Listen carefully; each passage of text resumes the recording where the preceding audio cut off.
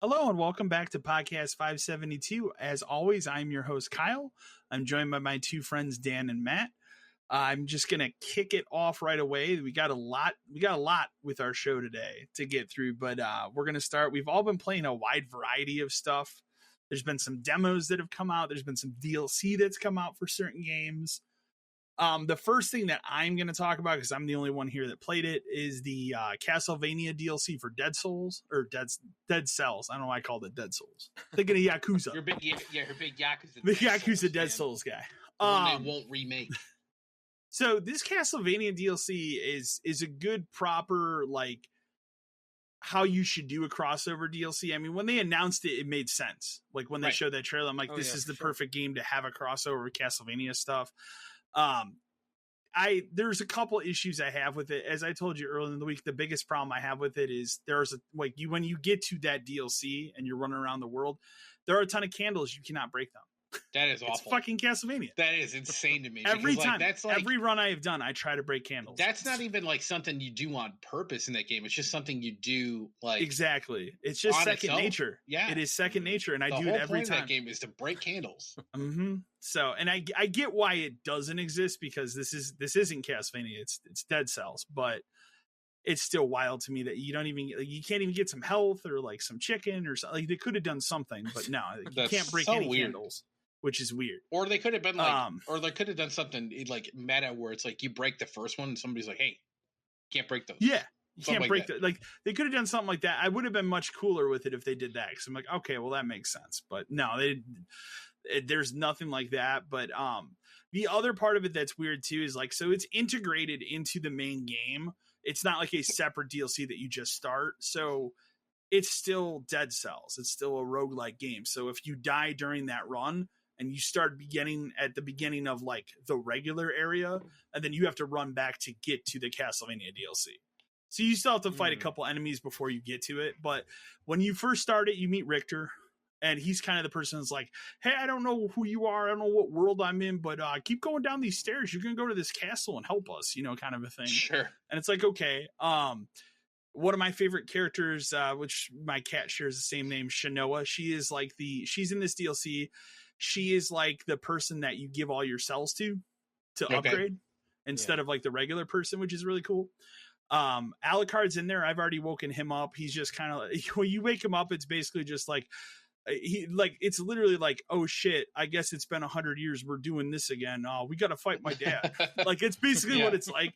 But if you break the wall behind him when you meet him, you can get his shield, which is pretty cool. That's neat. But he's only in like the first run that you do, and then you don't see him again.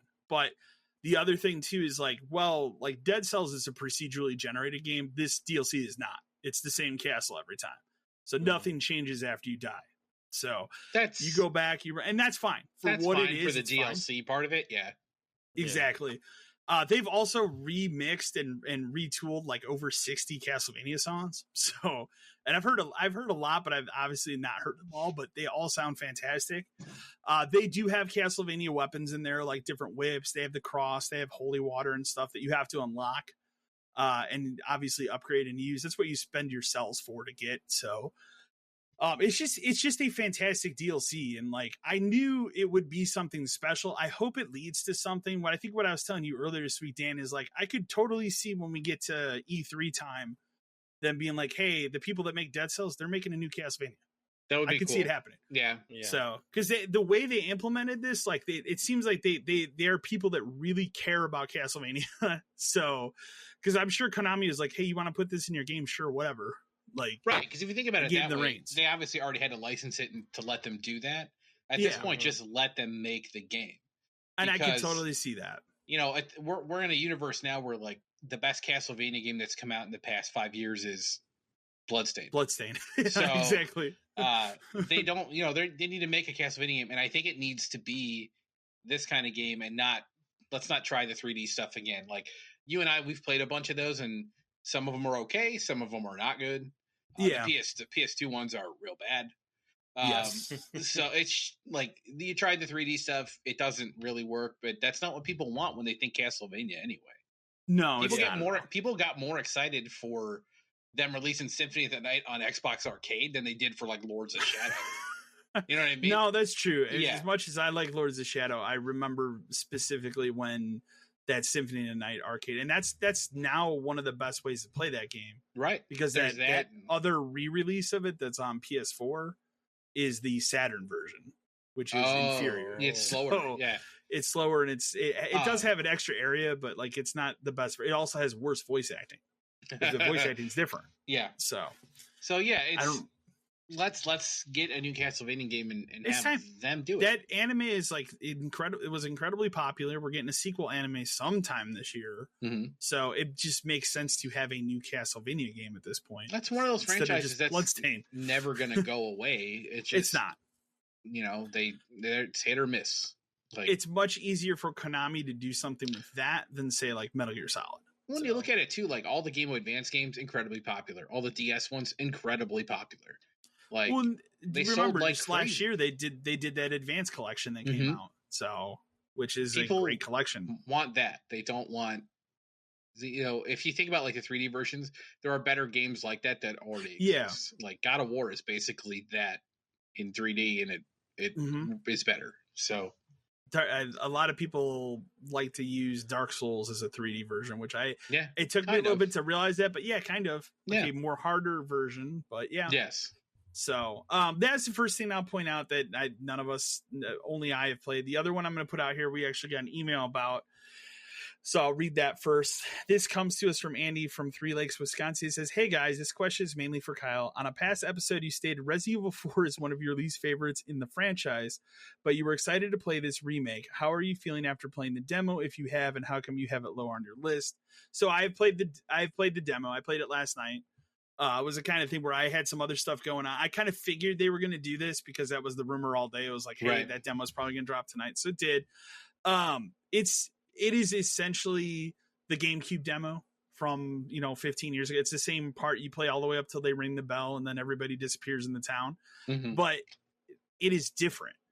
So like it is the same game, but there are major differences. So like when you start and you get to the way the game starts, there's like a very brief cutscene, and then it's almost like you read text on a screen about like, hey, here's why Leon's here.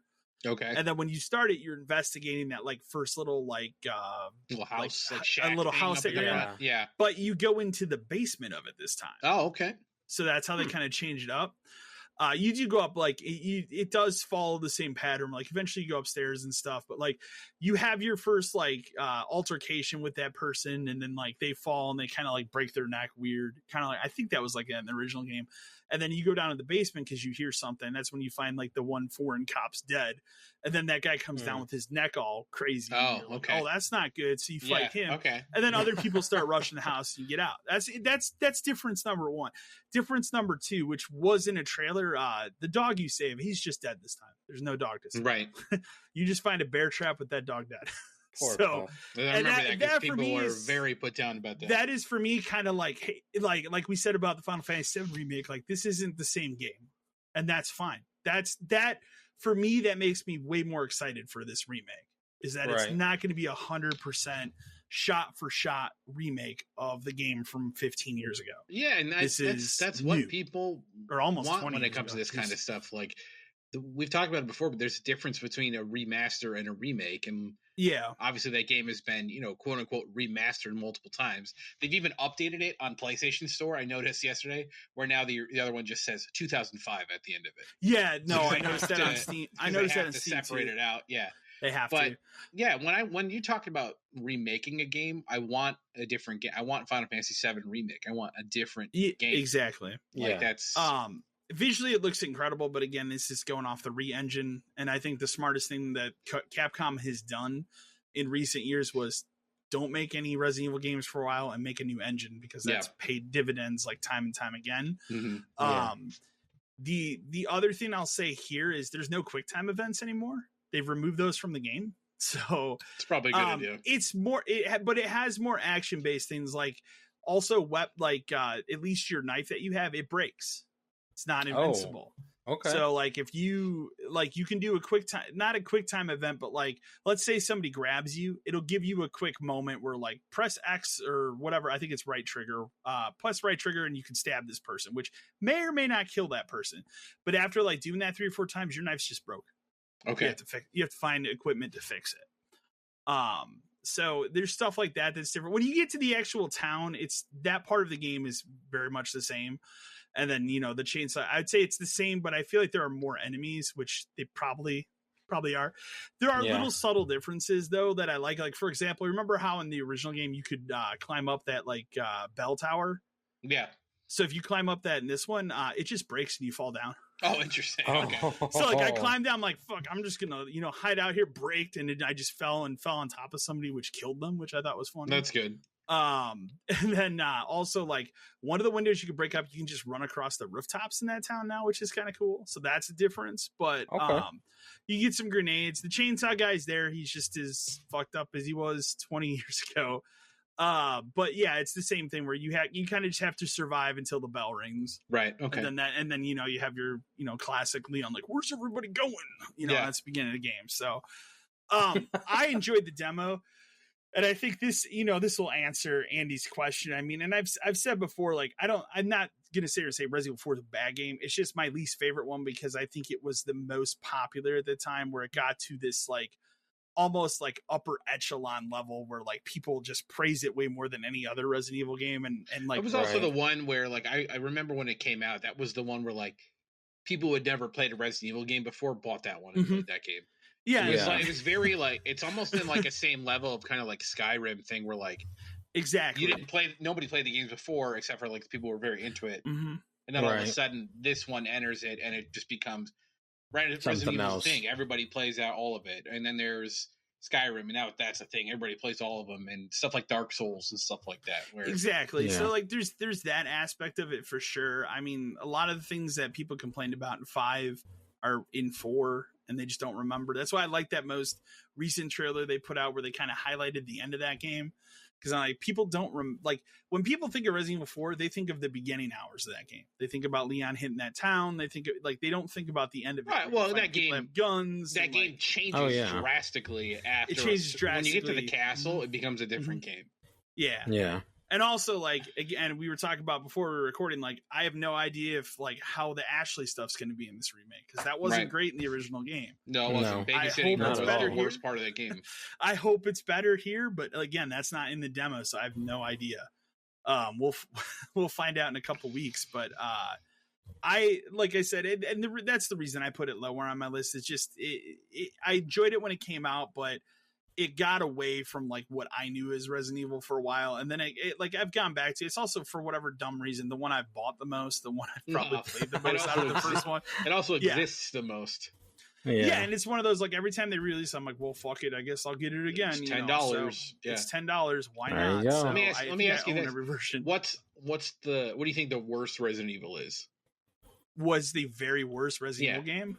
You can what did I put them? Let's say mainline, but then if you want to include spin-offs, you could. If I want to include everything, it's the Rack City Survivor. Oh, no, Survivor not for the Rack PS1. City. Survivor for the PS1 because it was a light gun game in Japan, but they did not put that functionality in the American release. And you also, like, the save system is broken in that game. So when I rented that, when it first came out, I played like 3 hours, saved my game, but it just didn't fucking save my game. Oh, and I was just like, because it was an arcade game. And I was just like, I'm done with this. So that is my least favorite. As far as the main line, 1 to 8. It's a toss. 0 to 8. I actually really don't care for 0 either. But if we're going 1 through 8, it's honestly, this will upset people, but it's a toss up between 0 or 7. which is surprising for people. Not 7 because 6 I don't hate as much, but like as I've gone back recently and played through that with a friend, there are good parts to that game, like the first, like the Leon, like the first 2 stories, like Leon and what's the chick's name? Helena. Well, Leon and Helena. That's a good. I liked that. And then part. Chris and Piers Nevin. I don't know why I remember that dude's name. Those 2 stories are fantastic. When you get to the part with Wesker's son and Sherry, it falls apart. It's not good. And then I will tell you, like today, when that game came out in 2012, they put the Ada Wand thing. You had to unlock it, but there was no co-op. And then they bullshit. They brute forced it together. It does not work even today. It's broken as shit. So going back to it. So, but I don't think 6 is necessarily. It's too long of it. It goes on way too long. But after patches and stuff, like that game plays extremely well. Interesting. So, but like 4 for me, I just don't have as fond memories as everybody does of that game. I realize its impact. Like we wouldn't have Gears of War if we didn't have Resident Evil 4, and stuff like that. Yeah. I played that GameCube demo. Like, we put that in the system at Game Crazy and just played that all day. Like, we're supposed to put M-rated stuff in the machines, but we're like, no, we're just going to put this in there. We're just going to do it. And then when somebody would come in, we would just turn the TV off because we could just turn the TVs off. But we would do that constantly. Yeah. I'll tell you 7 just because it's a toss between 7 and 0. 7 because it's so far. It almost feels like they were making a different game, and then said we should just fucking make it Resident Evil. So they put 2 rooms at the end to make it Resident Evil.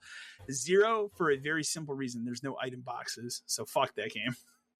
You can just throw shit wherever you want. Like it doesn't work. It doesn't work. So 0, I cannot. I've tried. I've only beaten it once. I've tried to play that remaster several times. I get to my breaking point every time.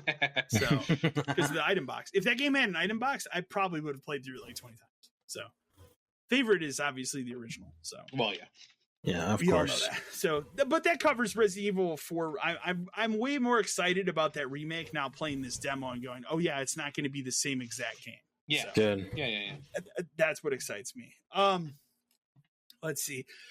Matt and I had a chance to try out Sons of the Forest, mostly because we're getting a bonus from work, and I was like, we should buy Sons of the Forest and try it. And I was like, you right. So we did that. You right. And I told him, I was like, you know what? If we get it now, the chances are when it comes off of early access, the price will go up. So why don't we just see what everybody's talking about? It's just a better Forest, but I think what I like about it the most from a little bit, and we played like an hour of it. Is your AI guy that's with you, the little robot guy that you can have do stuff for? Yeah, he's pretty dope. It is fantastic. Do you each get a robot guy, or is there only one? No, it's just the one guy. But like you can tell. So like for example, we get to a clearing, and I was just like, clear 10 meters of this. He'll just keep fucking doing that until he clears it. Okay. And he'll just clear all the resources for you. Like it's really nice. So, that being said, the game is hard as fuck, as we learned. For sure. We met up pretty early on. We met the cannibal people, and like it's like 1 or 2 hits, you're dead. Like it's unforgiving.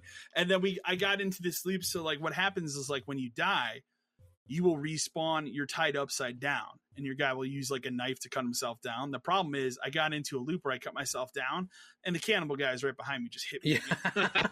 And I die again. It's like, or I'll keep doing it again. And so it took like Matt and I a couple times of hitting this guy until one of us finally killed him. And like, okay, we're out of this stupid loop now. The game looks incredible visually. Like way better than the game from a couple of years ago. And it's more of the Forest. I mean, I don't know what else. So we didn't get super deep into it, but I like I said, I think the thing that makes it more fun is having the AI guy there. Because you can have him do a bunch of stuff. And he actually really helps with like the early parts of that game, which are a lot more clunky in the regular version now that you look back on it. So, yeah, sure. But that's pretty good. And then I guess I can talk. I'll put this in there because I'm the only one that has anything to say about this. So my girlfriend decided she wants to play Batman, the Arkham City games again. I'm like, okay. So I have at one point they had that Arkham collection super cheap digitally, like $5, $6, something like that. So I had bought that a while ago. And so I reinstalled that on the living room Xbox and was like, okay, have at it. And she played through, and I've been watching her play it like every day that she's home, that she's not working. She plays it. And like Arkham Asylum is fine. Like it runs, it plays well, whatever. Arkham City, on the other hand, there's so many parts I have seen of her playing it where it's just like the textures don't load right. And it also does not run at a locked frame rate of any kind, so it is super janky. Whereas like I think Arkham Asylum I don't remember seeing the jank that like Arkham City, like she'll be flying around the world or whatever as Batman, then she'll turn the camera. It is super noticeable and jarring. I'm just like, this is not great. But that texture thing, that was the thing I want to highlight the most. It is not great. So I don't know I just want to put that out there as a PSA. If you want to replay those games, like maybe play them on the PC. Like maybe play those versions. It's weird that like in 2023 nobody has done a quick update just to unlock the frame rate, like to be 60 frames for those games. I don't remember having problems with that one when I played it back when it came out. Yeah, but it was a locked 30 frames at that time. Yeah, so like, my thing is like if the frame rate is at least locked at 60, like 30 is a bummer, but if it's locked, it's not going to affect the gameplay. It is not locked here, so that's why I'm like what's happening? You'll get one cutscene where somebody's like walking around like they're like stilting around or something, and then the next cutscene it's like going super fast. I'm like, what the fuck is happening here? Like I said, the texture pop in is bad. Some of the characters don't look great. Animations on their mouths don't line up sometimes, and some of the dialogue, I'm just like, I don't understand how they haven't like patched this and like because that collection's been out for a while. Been out for a long time. Yeah. No, that was out when we worked there. Exactly, because I remember selling it. Yeah. That was like towards the end, but yeah. So I just wanted to highlight that. And then the last thing that I've really been playing, and I'm gonna lead into you because you actually played a little bit too. A little bit of it so far. Hogwarts Legacy, which I think I'm at like 40 hours in. I'm close to the end of the story of that game, but I've just kind of put that part on pause and I'm just doing a bunch of the side because there's so many side missions in this game. It's ridiculous. It just continues to be it's a great Harry Potter power fantasy game is the best way I can describe it. Like, and now that you've played it, you probably see the similarities. I said last time, like a lot of it reminds me of Fable, which is really cool. Yeah, a little bit. Like I'm like 2 hours in probably. You've made it to you made it to the school and you had like the sorting hat. We made it. Yeah. So okay. Yeah, made it to the school, did the sorting thing, got into like the your house and like the common room, and then kind of talked to a couple people. Haven't left that part yet, but yeah, like I gotta say, like the game looks incredible. Like the level of detail just in like the common room stuff is it's far crazy. From that guy saying it looked like a PS3 game, right? No, yeah, that guy's wrong. That just proves to me even more that like did not play this game because on a PS5 this game looks unbelievable. It looks unbelievable. The detail, like you can walk into a stack of books and the books fall over. Yeah. Or like it's just it's wild some of the stuff because it's stuff that didn't need to be done, but they did it. And like the room is properly set up. And the only thing I will say is there's been some jank so far. You can walk through through people.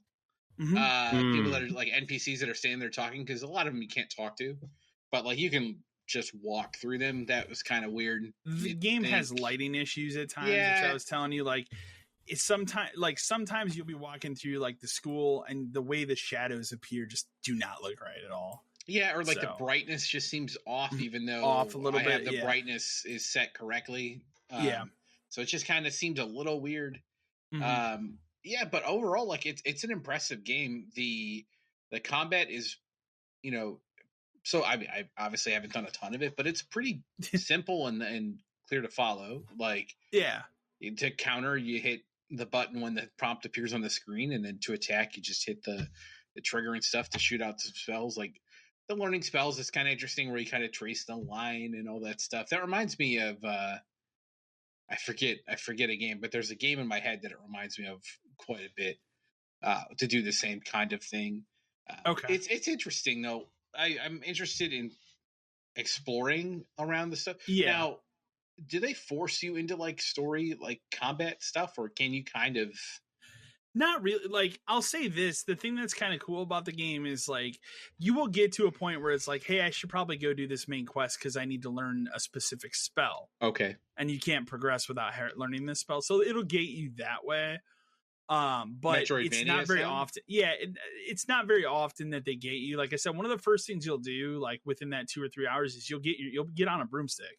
Okay. And once you do that, you're flying through at least the main area. There are some areas that are a little gated that unlock later, and that's just through story progression. But for the most part, you can fly through a very vast majority of that game early on, like throughout the world, which I do like the little like throwaway thing of like somebody got hurt playing Quidditch, so we can't play Quidditch at all. It's like, oh, okay. Yeah, that's good. I like that too, and like it's I like how they wrote it in, because again, this game wouldn't make very much sense if you were playing as a first year student. No, so it makes sense that you'd you're have to coming go in through as a all fifth of year. like the typical like Yeah, early bullshit. Yeah, that which is fine. Yeah, it's fine. It's fine that they skip that and just kind of plunk you down. Have you walked through some of the school like areas where they have like the pictures like arguing with each other, or like ghosts just flying around? I've seen pictures and ghosts like walking around and stuff. It's like, cool. It's interesting. Cool. They do a really good job of setting the scene. So absolutely, like that's probably the most. It's the level of detail. Yeah, I think it is the most very impressive thing in the game. Yeah, like they took what 5-6 years to make this game. It shows. They took a long time. Yeah, to make and they made the game that I think they needed to make. Like, there were some really bad directions this game probably could have gone easily, or like, you know, forcing you, even though they've already made games based off of the movies and stuff before, but like forcing you to just play that story again. Like the character creation is pretty deep. It's very deep. And the only thing you're limited on is like voice, but that makes sense because your character is fully voiced. You can change the pitch of your voice though, which is pretty cool. Yeah, but your character is fully voiced, so they're not going to have 8 different options. There's 2, and you can kind of tweak it, which is how it should be. It is. But it's again, there's a good sense of a strong level of detail in the game that it just isn't always seen in big open world games like this. Like, so just in the beginning, that's what's impressive. There's a bowl of apples on the table, and you can just press square to eat an apple. Okay. Oh yeah, there's so much shit you can walk around and eat or drink. Yeah. Have you been to Hogsmeade yet? The town? No. I have not left. Like, when you get to town, you can literally just start drinking. Like, you can just start taking drinks. Hell yeah, like whatever. Just picking them up off the bar. Well, those I hate they're butter beers. Well, but, you know. So, ooh. But no, it just continues to be a fantastic game. I mean, I should be done with it next time we record, because it's going to be next time we record is actually Resident Evil Day. So, oh boy, and I'll be ready to start that. Yeah. So, but no, then that kind of covers what I've been playing too. So I'll kick it over to you for what else you've been playing besides Hogwarts. So I played a little bit of that, and then I finished up the Final Fantasy Theater Rhythm game. Like, I say finished in a sense where I have, played through every song, done every quote unquote like series quest in that game, because every song has a quest that you do with it when you play through in order. Some of them are really basic, where it's like just get X amount of points or play with a specific character in your party. Some of them start to get really, really crazy. Okay. Towards the end, where it's like, beat this boss, but you have to get to the boss by having certain abilities and all this stuff equipped. Okay. And you have to really, like, there's probably like 60, 70 characters in the game, because, every first character story or every game has like their own characters that the game kind of implements. You have to really take your time and like set up combinations and figure out like abilities and skills so that you can get through the songs in a certain way. That was a lot of trial and error and testing and replaying songs over and over and over and over and over again, which is okay until the point where I have to play the same song for like the 25th time to hope that I'll beat the boss this time. No, so, I can see like that can get kind of annoying. Like, you can take a breather and go play some other songs or whatever. But some of the songs that you have to do this stuff on are not the greatest songs, or not the ones that I like the most. So it kind of just gets awful. But it's a really fun game to play. Like, I'm not done with it. It's going to get put away for a while. But if I'm ever in the mood to play it again, it's something I can easily pop in and just play for certain songs or have fun with it. So. But I did finish it and get the platinum, so it can take a break for now. Well, look at you. At this point, you might as well just wait until they do all the DLC. Yeah, like obviously there's gonna be a lot of DLC. I have the upgrade thing on my wish list, so whenever that goes on sale, I'll just buy like the ability to get all of it, and then wait till all of it's out and just go back and do the live alive songs and all the other stuff they're gonna add. Other than that, I started playing, because I was looking for like a platforming type thing to play. I started playing Knack 2. Knack. Did you ever play the original Knack? No, I never did. Okay, I never did either. Part of it was like we had that discussion last time about like mascots for systems, right? Yeah. I remember, and like you think about it now, like they really were trying to push Knack for a while. They were. Because that's Mark Cerny's like creation. That was the game. Yeah. Yeah. And what's really weird about it, it's a pretty simple platformer, and it's just kind of get from A to B and punch and kick stuff and learn moves, and it's a fun little kind of game. It's incredibly well made. Like it's surprising, like how really good it is. Yeah. It really feels like we were kind of talking about last time too with Astro and like Playroom. It really Astro's feels Playroom. If you can tell, they were made by the same person. They need to make another. They do, but you can tell that these games were made by the same person because they control kind of the same. It feels the same. The overall look is kind of the same of like characters and stuff like that. The only thing that drives me insane about it is there are no camera controls. Okay. So you're running on like a path or you're going through a level a certain way, but right stick is not camera, it's dodge. It's like dash dodge where like you'll like shift to one side or whatever. I do it constantly without even thinking about it because I keep trying to recenter the camera in a way I want to be able to see stuff. Sure. That is a huge oversight in that game. I understand it just based on the way it's built, but you can't make a PS4 game and have it be built like that. Like that's not how games are anymore, man. It's awful, and I forget about it all the time when I'm doing stuff. So I'm trying to move the camera and I'll dash into something. It's got its own little story. It's an interesting thing to play. It's just something else to kind of mess around with because you can play. It's broken up in chapters. Easy, and it's light puzzle solving where it's, man, we got to push this switch down. We got to make Knack get bigger. So you have to go find chests to make it grow bigger and stuff. And teleport through a door and then reclaim the pieces. So it's a very light kind of experience, but it's a fun little platforming thing, which, I've had for free since it launched. So, whatever. I was just kind of going through my library, so I was like, let's give it a shot. But, so I've done that. And then the last thing I'm doing now, just because I'm kind of in a holding pattern until the Pixel remasters come out. I don't really have anything else to do. I'm gonna get Lost Judgment finished in between. So I picked that up a couple days ago and had to you spend start where you left off. Yeah, I did, which is kind of a mistake, but I'm sure the first like hour or two that I was like, what the fuck was I doing? So I'm already like 5 chapters into it, so I'm not gonna restart it. So my first play session was really kind of relearning, relearning the controls and doing side quests and stuff so I could get used to the combat and stuff again. That game is just really good. Like it's so good. Like the little side quests I did yesterday were just like, that's why I love so much about the game, because they're just stupid little detective stories. So the first one I did was I'm working for this like writers group who keeps having their ideas stolen. You have to interrogate everybody and get the evidence and all kind of stuff. And it finds out like the guy they fired is put a bug on like a cat's collar and he would lure him to their window with cat food, and you have to track that all back and like solve the case. There's another one where that's good. I like that. Some guy, he owns a building and these people rent a floor on the building from him, and stuff keeps getting stolen, but nothing's on the security cameras. So you work for him and you go in the building and you kind of like look around and stuff, and then it turns out there's a guy living in the ceiling. So that's like the that's good. That's good. It turns out it was a guy they fired, and the guy's like, I couldn't afford my house anymore, so I just live here now. And he just sleeps in this like little access panel on the ceiling. Oh wow! So it's just like the dumb little side quest things are the most fun part of that game. I have both of them. And it's a good diversion from the main storyline where some dude was fucking burned alive.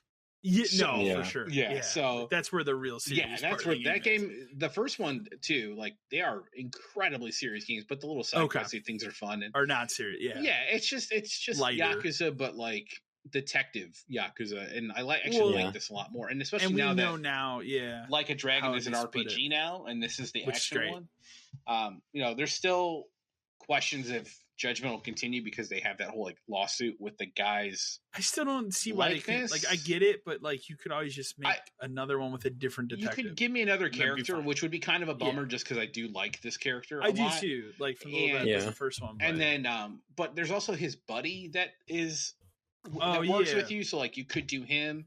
In this game, they set up characters in the first game have started their own detective agency in the other town. Okay.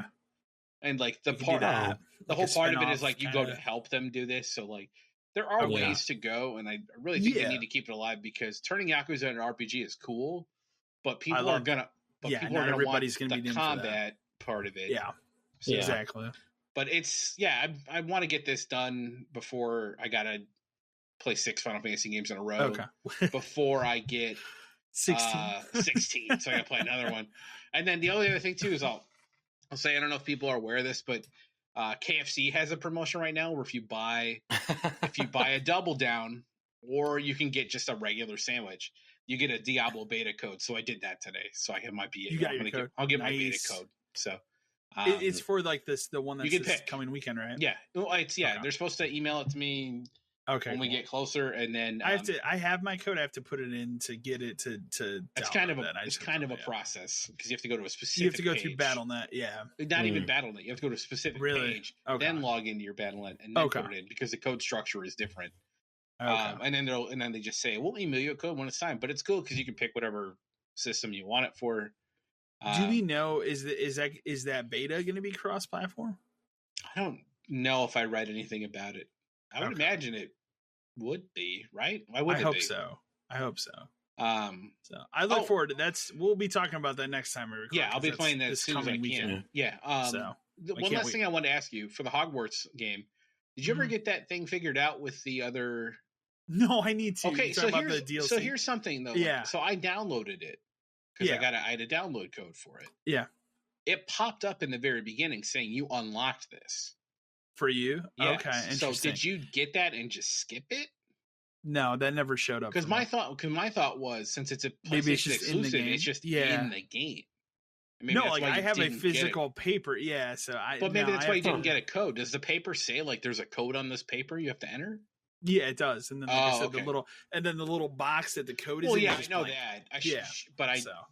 Because it does say here's how you enter your code in. Because mine literally just popped up and said, "Congrats, you unlocked this thing." So then I was thinking, well, it's a PlayStation exclusive, so maybe it's just part of it. But I guess maybe it's included in the digital thing. That's my guess. Okay. So trying to help you out with the 10-minute special PlayStation quest. Hey man, how about you, Matt? What have you been playing? Nothing special. More Assassin's Creed Odyssey whenever I can.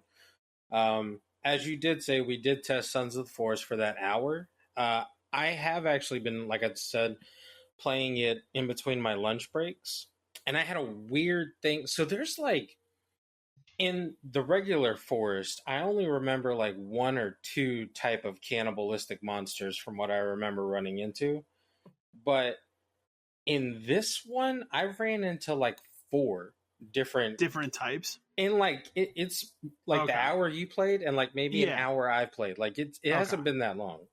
Yeah. And one, I don't know if it was a monster or if it was a glitch, but I was putting logs together. I was trying to build a tower, and this blonde girl runs up to me, but she's got 3 arms and 3 legs. Nope. That's a good nope. What? Yeah, but she wasn't she wasn't trying to attack me. Like she was standing on this rock, just kind of staring at me. Wonderful. So I was like, is this one of the people that are missing? Like, did she just kind of stumble across me? It could be, because that's part of the story, so... Right, so I walked up to her, and she started, like, running away from me. So then, like, I started running after her, and then we started running around in a circle. But, like, when I got near her, there was, like, no option. There was no option to, like, talk to her. Okay. So I ended up axing her, which was weird, because I attempted to kill her, but then I could revive her. But then she ran away from me again. She's got to be one of those people then that you're supposed to. Yeah, it's got to be. Yeah, it's got to be a glitch. That's the whole point of that game. I just saved it, and I just kind of was like, I don't know what's happening, but I'll come back to this at a different point. But yeah, I did that, and I'm enjoying that. So it's kind of making me want to go back to play the original Forest and get through that too when I can. Yeah. Dan, I was talking to, real quick off subject. I was talking to Kyle earlier, and I was actually tempted to buy the Final Fantasy Pixels. The Pixel remaster. Yeah. I've been thinking about it because I'm like, I've never played 1 through 6, and I was like, maybe this would be a nice way of doing it. I mean, honestly, at this point, it's. I don't know if it's necessarily the best way of doing it, but it's the easiest way to do it.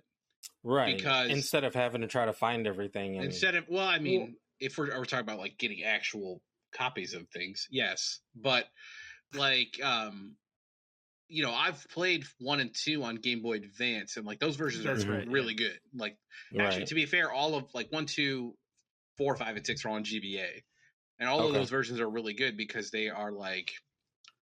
They added stuff too. Yeah, 1 and 2 added stuff, and they're like better versions of like the Nintendo Super Nintendo versions of those games.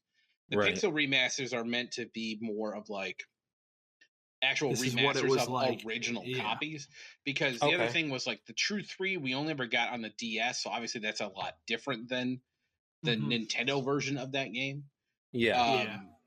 But if you want to experience them, this is the easiest way to do it, especially since they're going to sell them piecemeal. The only thing you have to be prepared about is like going back to number 1, especially. They are old school RPGs. You go the wrong direction, you're dead. You don't look at a guide. You don't grind, you die. Yeah, you're gonna want to follow a guide and stuff to get through. But they are very good older RPGs. Obviously, it's a little different when you get to like 4 and 6, because those are games that still hold up incredibly well today. Yeah. One is a very standard RPG. 2 is different for sure. It's a little weirder because it introduces a whole bunch of new game mechanics, which the more you do something, the better you are at it. So there are that's kind of like how you build out your stats and stuff. I want to say 2 was the one where it had a thing where you could attack yourself, and it would raise your HP because you're getting hit more, so your HP would have to go up. So there was like kind of like an exploit where you could attack yourself, and it would build your stats up and stuff. So you could do it that way. 3 introduced like an actual job system into the game, so there's a lot more in that kind of stuff. 4 is where they expand upon that, as they go on. And 3 is more like you can kind of pick your jobs. I mean, you can in 1, but 3 is there's a job system in it. 4 is when they start to get really heavy into like we're telling a story. So if you're there for a story, like 4 and 5, to be fair, and 6 are like the 2 most people would tell you to play. 6 is the one most people would say. 6 is everybody's favorite of that era. Like mine is 4, but I get it. We were talking about my dilemma too, because my dilemma is like I kind of want to get it too, but like maybe I would rather play these on the Steam Deck, which I could just buy those right now. That would probably be better for you, for sure. For me, because that's how I would get through. Like, I just really want to replay 6. Right.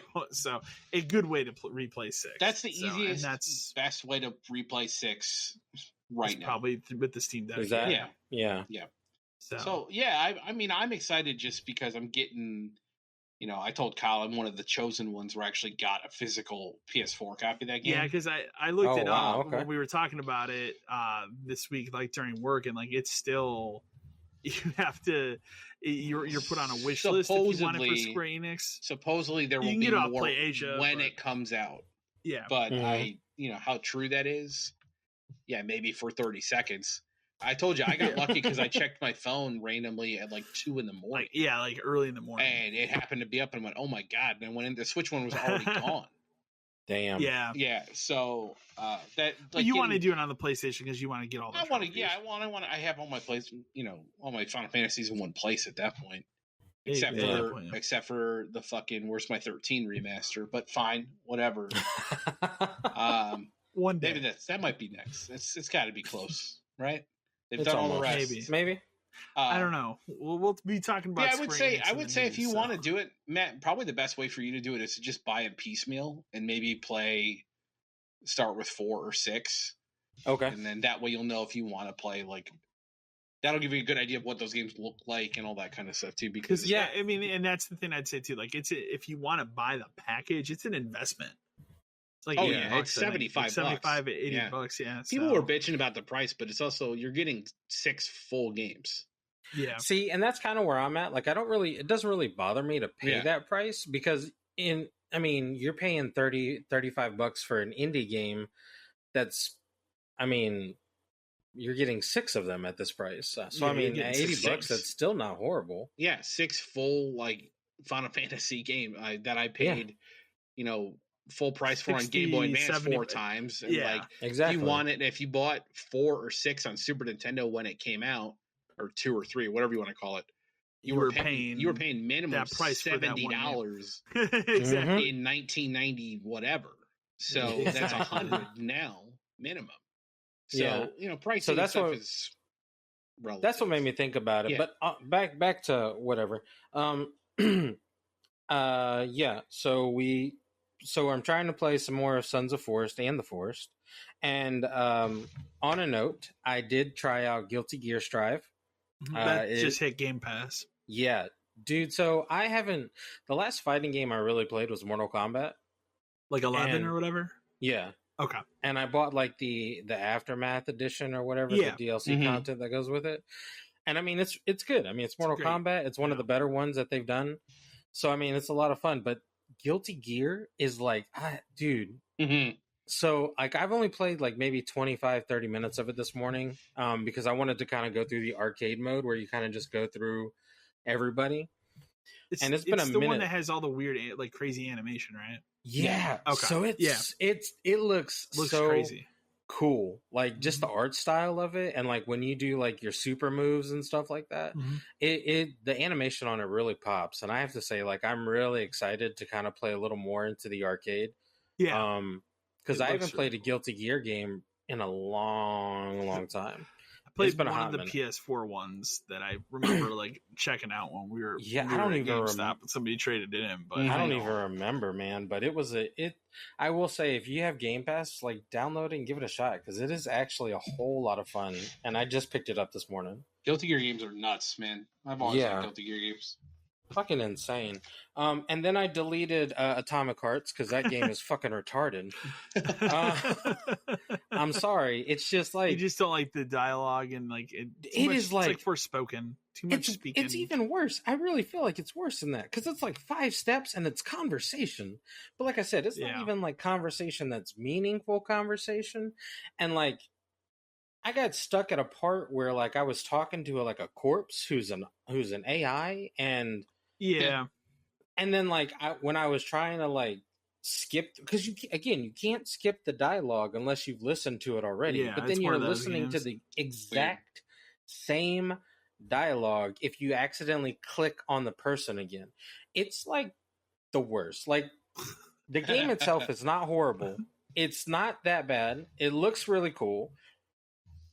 But it literally is the most annoying thing about a game in this era. Like, why are we still doing this? Like, why can't I just walk away from somebody who's talking so I don't have to listen to them talk?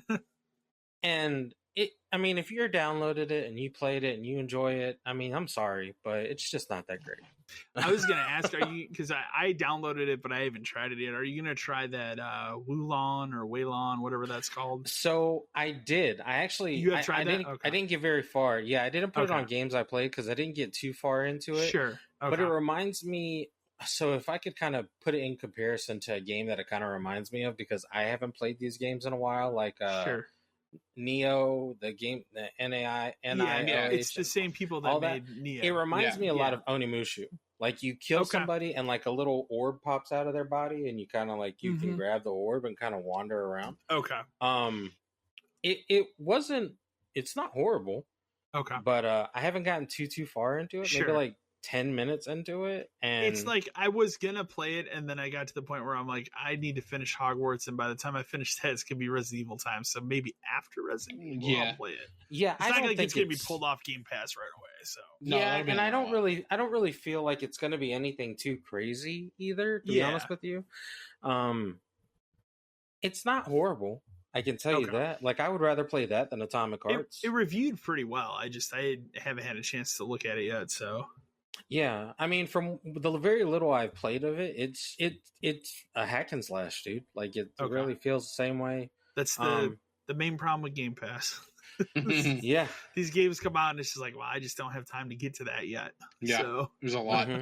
And at this point, the only downfalls I have with Game Pass are Operation or Project Gungor.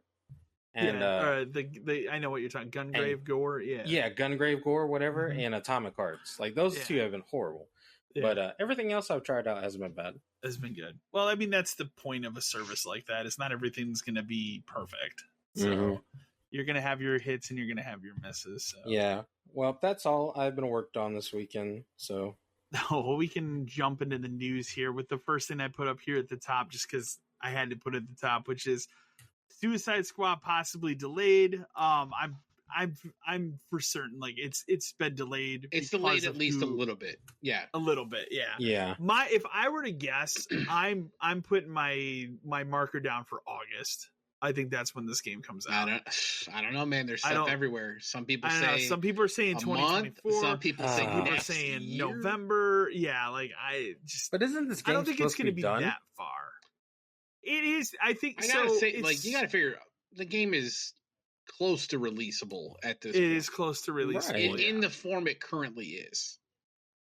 Because, but again, people have to remember they're not delaying this game to take out the live service. No. There's a lot of stuff. There's a lot of stuff. People are like, I guess they're gonna listen to the fans and take out the battle pass on live. No, that is that's what this game is. No, that is the point of this game. Yeah. The point of this game is to build it in such a way where hopefully it will make money for years to come. It is Avengers. Like, that is the point of this game. It is Avengers again. And look at what happened to that. Like, they obviously didn't care because they saw Avengers crash and burn and let this go. But something has to be... It had to have been too far along. You think about it, the Avengers was it 2020 or 2021? I think it was 2020, wasn't it? Avengers? When it came out? Yeah, it was 2020. Well, because it came out, it came out like September before the new systems. Remember, because it was technically a last gen game, and then they made current gen versions. So, sort of. Well, you know what I mean, sort of. But I think that's almost 3 years ago. So like they had time to watch that game crash and burn. But even at that point, like we're talking, late. They were 5 years in. It's too late at that point. Because remember, again, the only game they've worked on in the entire time in between. But they're not delaying it to take this stuff out. There's got to be something else, more polish. It's probably, quote unquote done, but not. They can't put it out yet. Like, there has to be something else. If it somehow gets delayed until next year, I don't. My God. I think the real reason it got delayed, because I know everybody's jumping on it because the reception was so bad. Online I think always, the reception was bad, but I think the reason it got delayed is look what its date was and look what comes out 2 weeks before it and the week after. 2 weeks before it, you have Zelda. Right. Yeah. A week after, you have Diablo 4. Right. Yeah. And then a week after Diablo 4, or maybe 2 weeks, you have fucking Final Fantasy 16. Yep. Do you want to put your game that just got pretty bad, poor reception out in between those? No. Yeah. You'd rather put that out at a time where there's not much like coming out around it to maybe hope that it does better. Because like right now, and I'm sure they looked at it and said, like, the person going to the store to buy Zelda, this or Diablo, they're not picking Suicide Squad. They're picking Diablo or they're picking Zelda. Yeah. Or both. They're not going there going, well, Suicide Squad. Like, no. So that's, in my opinion, that's the real reason why it got delayed. But I mean, bad reception had something to do with it for sure, because it was very negative. There's part of it. I bet part of it has got to be they saw that and they said, well, what can we do to alleviate some of these things? Because we all know, like, no matter what, put it out then. No matter what, this is a game that has a battle pass. When it comes out, the battle pass will be wildly unbalanced one way or the other. Like, it's the game is, it's going to be broken pile of garbage for at least a month. Like, it's just absolutely. If it truly is for polish to try to fix this stuff ahead of time, Godspeed. But it doesn't matter. It's going to be broken when it comes out. Like, it doesn't matter. Yeah, I know. Every single live service, whatever, is busted when it first releases. Oh, for sure. So I threw that at the top here because that was like the most biggest like breaking news. And I think it was yesterday. So yeah, that or a couple days ago. Yeah. So we have a couple more Microsoft, Activision, Sony bullshit things. The first one that I want to highlight, they both kind of go hand in hand. But the first one is, Microsoft. Sony keeps trying to say that Microsoft is going to plan on exclusivity DLC for Call of Duty. They're not. They've publicly said they're not going to do this multiple times now. And again, they're already signing deals with Nintendo and Nvidia. They're not going to make all these deals. And at the last second, by the way. Yeah. But the other issue I take with this is Sony has done this for the last 10 years with Call of Duty. They've done it for everything. So it's just that just makes them look incredibly hypocritical this entire time. That they keep just slinging mud at Microsoft. They've done it for everything. Grand Theft Auto, like it's just exactly. the list is forever. Hogwarts Legacy. Hogwarts Legacy. Square Games.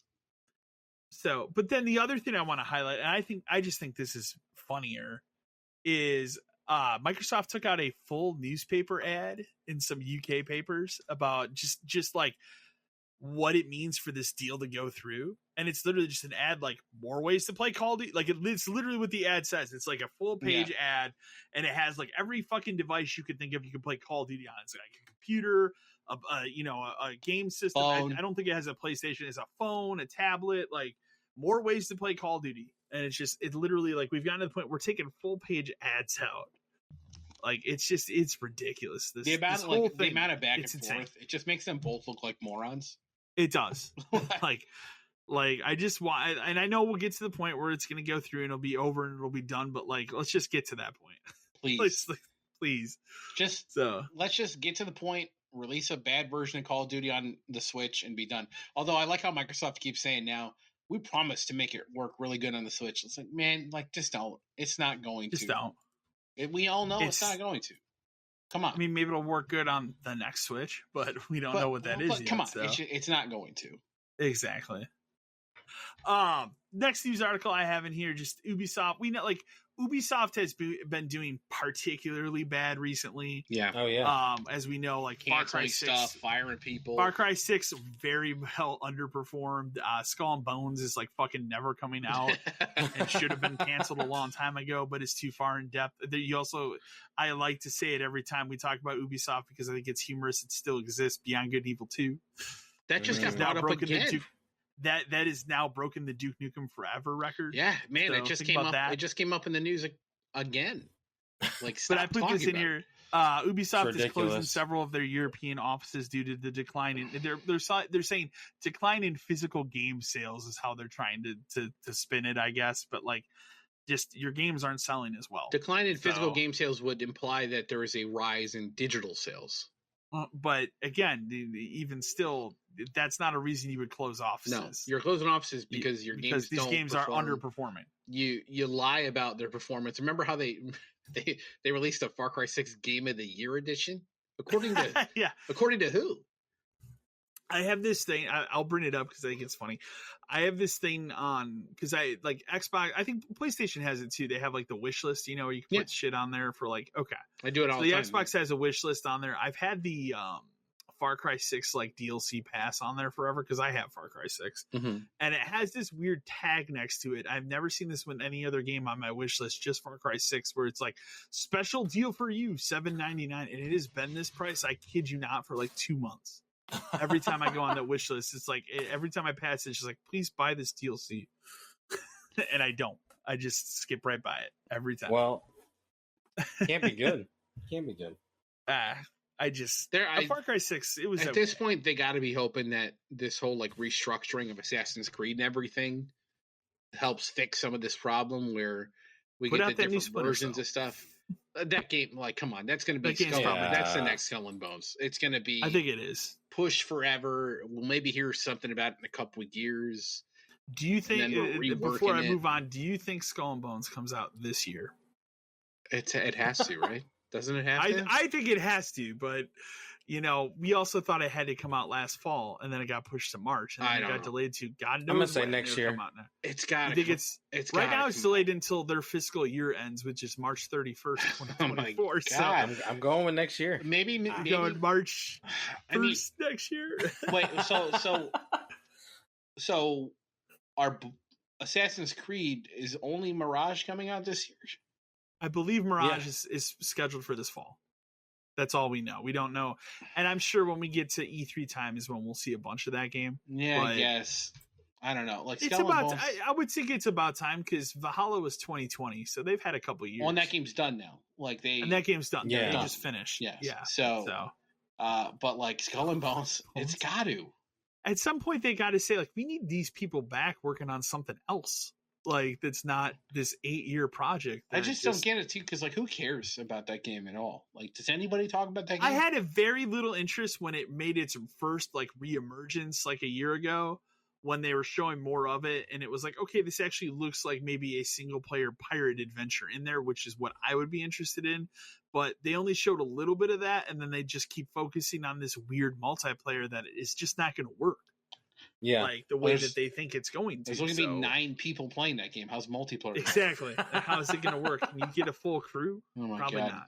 Plus, again, we live in a world where Sea of Thieves is extremely successul. So yeah, the people that are interested in this game, I would assume there are people that play Sea of Thieves that look at it and go, I'm interested. Yeah, they're just going to go and play this for a week and then go, let's go back to Sea of Thieves. Yeah, I haven't played Sea of Thieves in years, but the last time I played it, it was really good. So it's probably only better. Exactly. Hogwarts Legacy for last gen has been delayed again till May 10th. I assume this also means the probably terrible Switch port has been delayed as well, but they didn't say. Let me ask you this. Let me ask you this. On a 1 to 100 percentage wise, how likely is it those games get canceled? The last gen or the Switch version? The last gen. I still think the Xbox One and PS4 versions will come out. I think the Switch version gets canceled. You think the Switch one ends up done? I just don't see it. Plus, I think the last gen versions have to come out because there's still enough of those systems out there. They know the game's going to sell. Yeah. And they know it'll sell well. I mean, again, we can, I don't think I put it in here, but that was, I mean, no shocker. That was the best selling game of February. It sold 12 million copies. And that's just on current systems. 2 systems. PS5 and Series X. And PC. Well, sure. But you have to rope that in there. But like, when this game comes out for last gen, you're going to have another audience go and buy it. Because there are those people that have been waiting. I think the hardest people that were waiting probably said, fuck it, bought a PS5 or a Series X at this point. Because you can now? Yeah. Because it's been a long enough delay. And you can. I was in a GameStop recently where somebody walked in and said, give me a PS5. And they went and got him a PS5. Yep. And I sat there with my mouth open, like, I guess we're here. I've seen pictures of them on shelves. I've seen pictures of them on shelves at Walmart's. Like they're there now. The week that I bought that second Series X is the only week that I've had a problem finding a Series X, ironically. So, and then I got it. And then I was just at Walmart the other day, and they had them in stock again. So, but these last gen Harry Potters, man, like having now played it, I don't know. Is it going to be a good version of the game? I don't know. I don't think so. But it also, it won't run at 60. No. So, are you playing performance or? I'm playing that high frame rate mode that runs above 60 because my TV can do that. And it runs really well. Okay. So. Yeah, I picked performance. Every game that gives you the option to do like resolution, I always try just to see. I never stick with it because it's just. I can't. Not worth it. Makes sense. If you're giving me the option, I can't do it. No, it's not worth it. I feel like I should take one for the team and order this Switch version of Hogwarts Legacy. There you go. Yeah. Well, you might get it in July. I'll say this. I think if we get into the end of this month, beginning next, and they go, we're going to go ahead and delay it till June. I think then that's where you say, I don't know if this is actually going to happen. Do you think so? You think one more delay and then we seriously start to question it? I think so. Okay. Because there's precedence. This is just a month delay. There's precedence for it. Because what was that game that did that? There was a game that did this, remember? There was a game that did it. They said, never mind. Yeah, it was fairly recent. I want to say like 6 months ago. Where they said, we can't do it anymore. I can't remember. It's driving me nuts that I can't remember what it was. I can remember the flip side of that was Resident Evil 4, where they said for a long time, we're not making last gen versions. And then all of a sudden it was like, we could do that. Yep. But as we've discussed, the re-engine is incredibly versatile. So like you can scale down and it's fine. I think you put this in here, but this is cool anyways. City Skylines 2 was revealed, which is awesome. That's awesome.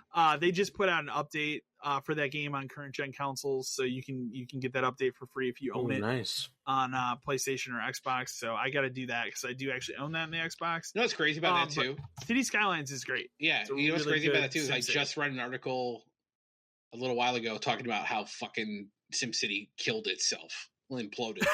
You want to talk about original online only shit that was a bad idea? Yeah. SimCity 2013. God, man. 10-year. It was a 10-year anniversary recently, and like, it's crazy to me that SimCity imploded in on itself so hard that City Skylines is the new SimCity. Like, SimCity is dead. It's not a franchise anymore. I kind of forgot about that because that happened like right before the Xbox reveal. Yeah, and remember, think about it, it killed that game almost immediately. Nobody played it. Nobody played it. Yeah, because it was absurd. Yeah, at the time. Mean, that was not the right time for an online only SimCity game where I make my own city by myself. Because the whole point of it was like you would attach to other cities, which is a cool idea. Yeah, cool idea, but it's just at that time we were not ready for that. No, it was not what people wanted. And, well, plus the game barely worked. So, but City Skylines is I forgot about that. Fantastic, like city. It's a fantastic game. I've played it. Well, I think that wasn't that the argument at the time. Like City Skylines was that out at the time, or it was getting close? It was coming. Because that was the argument people made. It was like one. It was the off-brand. Yeah, but that was the argument people used. Was like, well, look at City Skylines. You don't have to be online to play that. Like, why do I have to be online? It's just so weird to me that like the games that we grew up with playing, like the series like SimCity and like Roller Coaster Tycoon, have imploded in on themselves so hard. But now we have better versions of those games. Oh yeah. I was going to throw out there completely different people. Harvest Moon. Well, that's kind of became. That's a shit but show. I mean, look at Stardew Valley. Well, Stardew Valley is still cranking, and it's how many still, years old? I would say the greatest Harvest Moon game you ever played. Yeah, so. I don't think anything. I don't think anything could top it. That guy's working on a new game, but I can't remember the name of it. That's that like Chocolatier game or whatever. Yeah, it looks cool. Cool. I'll play it. Well, yeah, but imagine a world where that guy just goes, "Oh, by the way, Stardew Valley 2." People would lose their minds. I realistically think that's what he probably does after the Chocolatier game. Yeah. Which you can say like, "Hey, I'm making that," and then not put it out for like 8 years. Doesn't matter. Be fine. Yeah, it doesn't matter. Doesn't matter. I threw this in here just because I thought it was fun. But Digital Foundry put out a video recently where they just were questioning the relevance of the Series S system at this point. Just like how much of a hindrance is it on this generation of consoles? So we've been talking about that too. We've been talking about it too. It's not. I think it would have been smarter if they just did what PlayStation did, where here's a Series X that doesn't have a disc. Yep, and it could have been $100. It shouldn't have been. Yeah, it shouldn't have been the middle console. It should have been. Yeah, same thing without this, and because because remember too, they took off the One X off the market for the Series X, but the One X is technically more powerful, than because it's a system built for that. I just think SSD being the only factor. Yeah, so. I think in like 2 years they're going to have to start questioning the existence of that system. Either that, or they're going to have to do an updated version of it or something. I don't know. Or finally cave and just be like, "This is an Xbox Series X game." Sorry, I can see that. Yeah, that's I can totally see that. That's the easiest route to go. But that you can tell they really, really do not want to do that. They don't. If you think, and I'll point this out just because I have this game here in my hand. But like, again, remember the Series S, you can't buy discs for it, right? So it only says Series X on it, right? For that reason. So it's not gonna be that hard for them to brand that way, right? If they come to it. But there is gonna have to be a point where, like, sorry, this does not work on this system. Exactly. There was a brief moment when I was sitting here thinking about this, getting the second system where I was like, well, maybe I just get a Series S. But again, it's pointless for me because in the long run, it would never. We have too many discs, and yeah, exactly. Like that was the first thing. I'm like, well, what if I want to play this game in the office? It needs to be digital. That ain't gonna work. So, I put this in here. Actually, this is the one thing I wanted to play this week. I did not get a chance to. Hopefully, I will this weekend. 343 is saying that Halo Infinite seasonal updates are going to be more consistent. I've read a lot. I've not played any of this season 3 stuff. I really want to. I've read a lot about it. I know that they broke the high frame rate mode on console with this update because people are pissed about that. So if you play above 60 frames, I guess that's broken for right now. But other than that, people seem very happy with this season 3 update. Why do you believe the lies, Kyle? The lies. Why do you believe the liars? Like I told you, I spent a lot of January just playing random matches of this game since they fixed that progression, and I've had a lot more fun with the multiplayer. Yeah, so. I know. It's just, but like that game is what that game is. Like it's never going to be. It's not anything else. They poised it for that whole like this is going to be the last Halo game we're going to have to make. Nope. Yeah. Nope. We also said that about Destiny when Destiny started. Well. And now they've this is a 10-year and now plan. they've like flipped Destiny 2 into its own fucking 10-year plan. Yeah, whatever. Destiny 2 might go 10 years. I don't know what the hell's going on with that game. I really thought after the last DLC they were going to be like, okay, Destiny 3, and then they put out Lightfall. I thought you'd at least get like an announcement, but like that game just seems inaccessible. That game seems inaccessible now. Even as someone who played a lot of it when it first came out, it seems like insurmountable for me to go back to it. That's been my problem with it too. Is like at some point they put out the update where you can move your character between versions, which is really cool because I moved my PlayStation stuff over to the Xbox. Yeah, but like and that was even 2 years ago, and I'll tell you, trying to play it at that point was difficult. Yeah. So I couldn't even imagine today. It's just too hard to go back. I pointed to the same way of like go and play like Fortnite today compared to what came out. No. Like, I couldn't. Now you just have people running out of Spider-Man fighting Batman. You got fucking the Doom guys here, LeBron James, LeBron James here. Like, it's just a ridiculous game. So Goku and Vegeta are fighting John Cena. Yeah. John Cena's there, like ridiculous. It's March. I was really excited about this. I have not tried it yet. You and I are going to try it probably next time we play Outriders. Yep. The PlayStation March update came out, adding Discord. It works the same way like the Xbox version works. So basically, you start the call on the phone, and then you just swipe up on the application, and it has a little button that says "Transfer to." You transfer it to your system, and it's like you're in a PlayStation party or an Xbox party. There you go. That'll be nice. I just won't have to use my headset anymore, which would be nice. Yeah, it is fantastic. Like I said, that's the only way I've talked to my buddy playing the Xbox in the last couple of months since I came out is Discord. So because he just runs it all through his phone. Right, that's what I'm gonna do. Like when we play Outriders, I'm just gonna put my phone right next to me, and we're just gonna do that. It's great. Yeah, it's fantastic. So this is what it needed to be. So like I said, as we were talking, like if that Diablo beta is crossplay, we'll probably try it that way. Perfect. Yeah. So, and I'm really looking forward to Diablo. Me too. But yeah, they had some other like quality of life stuff. I haven't really dug into it too much. They redid more. Yeah, so they redid the homepage stuff. I don't like it as much because trophies is not visible.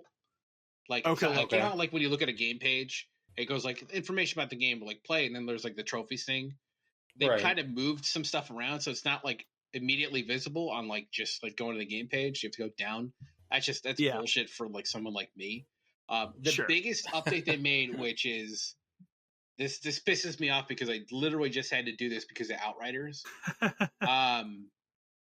Was if you have you have a disk install of a game on your system, and then that game becomes available as part of Plus, or they give it to you or whatever. In the past, those installs were not the same. So if you claimed the Plus version of Outriders, but you had a disc install like I did, that's not the same game. So you had to put the disc. You use the same save file, but everything else is the same. So I have to put the disc in to play this game that I own digitally now. That's finally gone. Like, thank God. Because I had I've been able to do on my Xbox forever. Yeah, yes, no, that was something that bothered me on the PlayStation all the time. Fuck, like for like it's so stupid. Years. This doesn't make any sense. Because the other thing was like Final Fantasy VII. My install was my disc one, and I just never wanted to delete that so that I could download the other one. Well, now it's just like I can just boot it. Exactly. Like Mike, I'm like, how stupid are these people? It's the same game, same save file. Everything else is identical. The same. Put the disc in. No, I own it digitally. Put the disc in though. Like, put the disc in though, man. We can have a big, I guess, chuckle about this. Starfield finally has a date. I put delayed in parentheses here because, like, is it really delayed? Not really. They just never gave a 2023 date. Yeah. But it comes out September 6th. That's fine. It's a good here we're planting our flag. It's not near everything else. Yeah, nothing else is planned at that point except for the RoboCop game now. But fuck that. I'm excited about that. I mean, sure. I would like to also issue corrections. Last episode, I constantly called Starfield Starbound, and yes, I know it is Starfield. I purposely said Starfield a couple times, and you kept going. I was like, whatever. But there's a reason for it, and it's a crazy ass reason. Is for whatever reason I was just like, let's see if the old Game Crazy website still exists. So I went to GameCrazy.com, and years ago I did a lot of digging after the fact, years ago, somebody bought the domain, but kept it like kept it as gamecrazy.com and turned it into some weird gaming blog. Yeah. And it just so happened that like one of like the last like 3 articles they wrote was about Starbound, which is a game from like, 5, 6, 7, 8 years ago. Sure. So that name was in my head because I had just read that like earlier that day. And it's just funny because then I realized it later. I'm like, man, fuck, I said Starbound constantly. But I know it's Starfield. It's what a weird coincidence that the guy who owns gamecrazy.com wrote a blog post about it. And the weirdest part, the whole point I was looking at, I was like, man, I would, want to see if this still exists. He still uses the Game Crazy logos and everything too, which is the funniest part. And then there's a very tiny thing that says like not affiliated with Game Crazy or Movie Gallery. It's like, of course not. Like, who owned like nobody? I can't. I don't even know who owns Game Crazy anymore because somebody has to, right? That exists. Someone owns somebody that in a portfolio somewhere, sure. But nobody uses it. But for sure, that's why I said it constantly. I'm an idiot. We'll move on. But Starfield has its date September 6th. June 11th, Microsoft's going to have like their E3-ish showcase. And then after it is when they're going to have the Starfield Direct, where they're going to probably talk about the game for like 45 minutes. I will say they showed new footage of it like in my favorite way possible, which was like over Todd Howard's shoulder, some dude sitting in the back, where you literally turn around and wave to this guy like in the middle of talking, of just like, yeah, so and so is just over there like having fun playing the game right now. You know what though? So, I always like Todd Howard's good. Like his Fallout like reveal stuff were always good, like the 3-1, the 4-1 every time.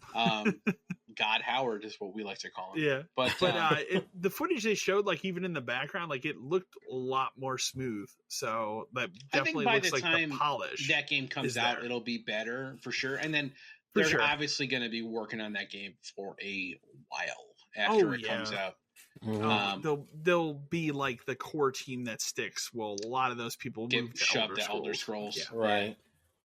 So, but yeah, no, it's a good date. I breathed the sigh of relief. It is not in June. Yeah, it did not need to come out in between all this other stuff like we talked about. No, it didn't. A side note off of that, I don't know if you put this in here, but did you see this stuff about how Microsoft, confirmed today we won't be at E3. We're just going to do our own digital thing the same week. Yeah, like that's fine. I think Sony will probably do something similar. Nintendo always does something that week. So again, we have to ask the question: there's no what point. Is E3? It's just going to be Epic booths talking about Fortnite like it was last year or the year before. Yeah. Who cares? It's dead. It's a waste of time. Yes. EA will do its weird thing hosted by Greg Miller down the street. Talk about Battlefield 2043. There you go. Right.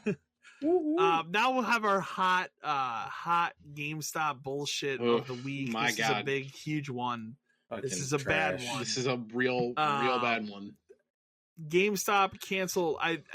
Is it all of them now? Okay. Did that change? Let me write it down. Okay. So a couple days ago, GameStop earlier in the week I think they sent a memo to stores saying all Resident Evil 4 collector's editions in-store reserves are canceled. We didn't, whatever the real story is, the story is, inventory issues. We didn't get enough. So basically a $250 collector's edition that is GameStop exclusive in the United States, any in-store pre-order immediately canceled. And of course, they were making stores call the customers, not like the customer service line or the automated thing they have, because they do have an automated thing. Although how often that works, who the hell knows? Right. They're making stores call these people and tell them it's canceled. So that was like wave one of this. Yeah. And so at that point, it was just people thought, well, maybe online ones are safe. Well, you're wrong, because now people are just getting emails saying, sorry, we ran out. Yeah, you don't get it. Have a good one. And then I love it because a lot of the emails are signed like your friends at GameStop. Like, what fucking tone deaf idiot wrote the template for this? So, and then as a we're sorry, you get a $10 coupon off of the regular version. If you for some reason decide to trust GameStop to get enough copies of the regular version to sell you. So this comes back to GameStop's blaming Capcom, or Capcom didn't make enough, but Capcom doesn't make these things. They have somebody else make them for them.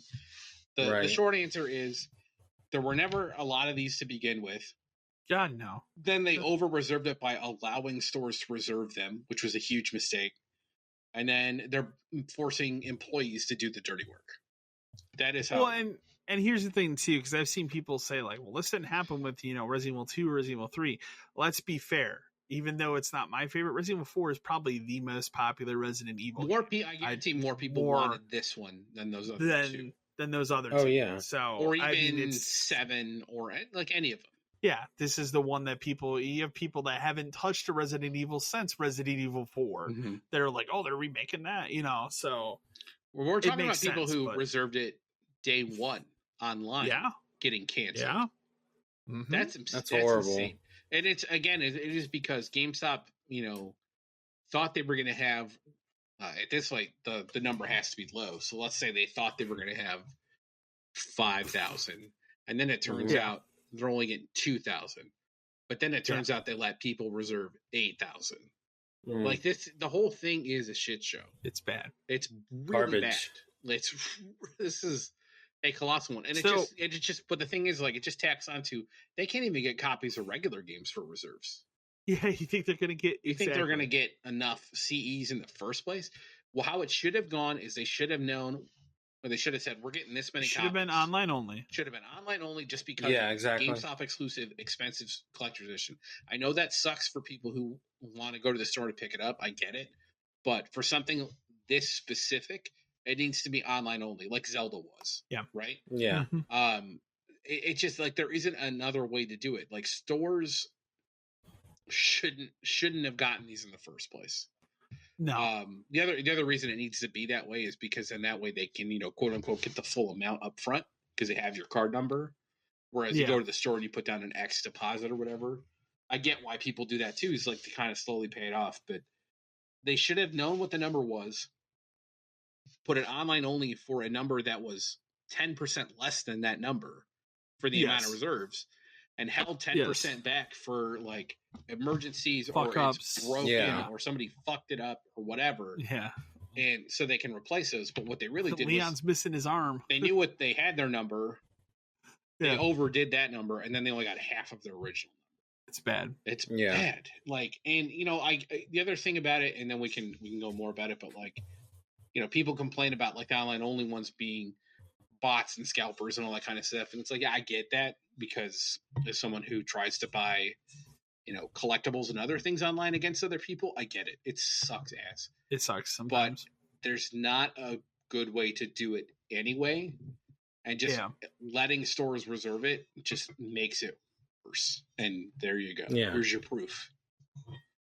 We had a couple emails. We have one specifically we'll read right now. Yep. I think the one that had the most relevance here. Most appropriate, yeah. This one comes from Zane from Redacted. So it's a good one. A brother in arms, yes. A brother in arms. Well, guys, I've done it this morning with the news that all Resident Evil 4 Cs have been canceled in store. I called up my DM and told him to come get my keys as I'm out. I'm currently sitting here writing this email to you all as I wait because I'm just excited to no longer be part of this ship company. No way am I calling those reserves and telling them they aren't getting their game. My blood pressure can't take this anymore. Thanks again for the wonderful podcast. Oh my God. Like, please write us in and let us know how your job search goes. I want to know more happens. And I want to know. I want to know. Yeah, I want to know more about. Yes. I want to know if your district manager had to work for you that day. No, probably not. They would have shut that store. They would have shut the store. God, they would have locked the door. I mean, good for you, because like I wouldn't have wanted to do that either. This is insane. It's insane. Yeah, it's not your responsibility that the company makes fuck up after fuck up, and you have to clean it up, and then makes a giant and then it's on you to clean it up. Fuck that noise, man. Yeah, I would really like to know if your DM actually came and got the keys and what they said to you, because that's a power move. Zane made a power move, and I love it. But no, I agree. Good job, Zane. It's just this is just another example of like the people at the top, like Chewie and all his little buddies. They have no fucking clue. No, they don't. They have no idea. I doubt he even knows. I mean, I know he doesn't, but like there's no way he knows what happens on a day-to-day basis, even at the corporate level. You think he's there? You think he's there making business moves and stuff? No, man. No, he's out golfing. He's out golfing, or like finding some other group of people to oppress. Like he's just he does whatever he wants. Yeah. No, that's exactly how it is. He's a hustler. Good for him. But like, yeah. Damn. Last thing I'll say news wise about Resident Evil 4 here is the remake's Infamous Reign will be fixed with a day one patch. Yeah, kind of figured that was going to happen. Yeah. So Reign Gate is officially over. Good. I threw this in here just because I can't remember if you ever played this game. I did. They're making another Wargroove. No, I watched. You ever played that one? It looked really good. The first one's really good. It's a Advanced Wars type game. Mm-hmm. Yeah. So they're making a new one. Is announced for Switch and PC. I'm sure it'll come to everything, but they kind of had a exclusive thing with the Switch. I think the first time for a couple months. I threw this in here just because I'm excited about it. East 10 got some more footage and the screenshot. It just continues to look fucking amazing. Ease, man. I cannot wait to play that game. So I still think it's going to be like February of next year for us. For us, it's a while because it has away. not come out in Japan yet. Mm-hmm. Yeah, so but it's getting close. This is one of those few games these days where it's not released worldwide. That's the same time. Which, all the English it used to be like this, and then companies stopped doing that because they got pissed about like spoilers and stuff. Like Final Fantasy, like they would never do that now. They would never do that today. No, but it's cool that like this game is just like, fuck it, man. We're gonna make the game the way we've always made it. Yeah, and you guys can wait, and you know what? That's fine. Like next year, sure. And then we'll, but yeah, I'm super excited for East 10. I cannot wait. Yeah, it looks great. And then I put this in here because I know you'll love it, Dan. Square Enix reported some more losses. Oh my god. Including Forspoken, the massive failure that Forspoken Well, you have to think, like, so Square released a lot of, I guess you'd say, like, mid-tier stuff this year, like Valkyrie Chronicles, or all those Valkyrie games Elysium, failed. All those Star games Ocean, failed to meet sales expectations. Dia Field, Tactics Ogre, Harvestella, Crisis Core. I would bet Crisis Core got close to expectations. That's the only one where that's probably the one where it was probably fine. But I think part of it was them throwing stuff at the wall and seeing what would stick. But I think it was too much stuff. Like, obviously, I bought most of this stuff because I am that customer. And and to be fair, I beat Valkyrie. I beat Star Ocean. I own Harvestella. I haven't opened it yet. Dia Field, I think we both own. Dia Field, I haven't played it yet. Like, there's just so like you platinum Crisis Core. Yeah, and like Crisis Core, I've been waiting for a fucking decade minimum. And you haven't opened Tactics yet either. No, I'm sitting over there too. But I mean, obviously they're going to take losses because some of these games like Star Ocean are for specific people. Exactly. You and I. Dia Field, it's cool because it's something new. Triangle Strategy, obviously, like that's a good one because it's new. Yeah, I think the new stuff is more important to try to build stuff, but obviously they were going to report losses. Doesn't matter. They put a lot on this Forspoken game though. That's a huge whiff. Obviously, it really doesn't matter too much because 14 is still pumping. 16 is going to sell. It's going to sell. It doesn't matter. Like that game's going to sell a ton of copies. Come on. And then 7, whenever 7 Part 2 hits, that'll sell a ton to bring it all back. Well, I think too, even with 16, the one thing that you have going for that game, even more than maybe 15, is you have people now that have only played Final Fantasy. Final Fantasy to them is just 14, right? And they know that the guy behind 14 has made 16. 16, probably 16 look at has a lot of the power players making that game. So. And I think you're going to have that audience too look at that and go, well, I'm interested in this other Final Fantasy. A lot of stuff came out about 16, within the last couple of weeks too, where it's just all sounding great. It's not super open world, but it is a lot of giant areas. Mm-hmm. There's no quote unquote like hidden dungeons, but that could mean any what do they classify as a dungeon? Like this could all mean anything. So exactly, it's coming. Well, and obviously all the blockchain games are coming. So I know you're excited. Yeah. That guy's, but he's leaving too, right? That guy's leaving in the summer. Yeah, blockchain's leaving, but I just hope they don't continue with those because nobody wants those. Come on, nobody wants those. So. But that wraps up the news for this week. So we'll jump right into emails because we got a lot of them. We'll start off. We're gonna kick it off with another good GameStop email. This one comes to us from Brady from Redacted. He says, "Hey guys, I'm sure you've seen the latest bullshit with GameStop and its new social media policy, which was started likely because of that TikTok video that went viral a few weeks ago. As of today, I'm a former SGA. The reason I'm writing in is because this new policy got my SL fired. He had posted on his personal Facebook how the company is screwing him and his fellow employees after the last quarterly info came out, and he was let go today because of inappropriate social media behavior. Jeez. This is the only time he's posted anything negative about the company. I quit because they wanted me to be the interim store manager. It was between me and the other SGA we have, and I just can't deal with that pressure. This company has really gone to shit in the last year, but this is beyond fucked.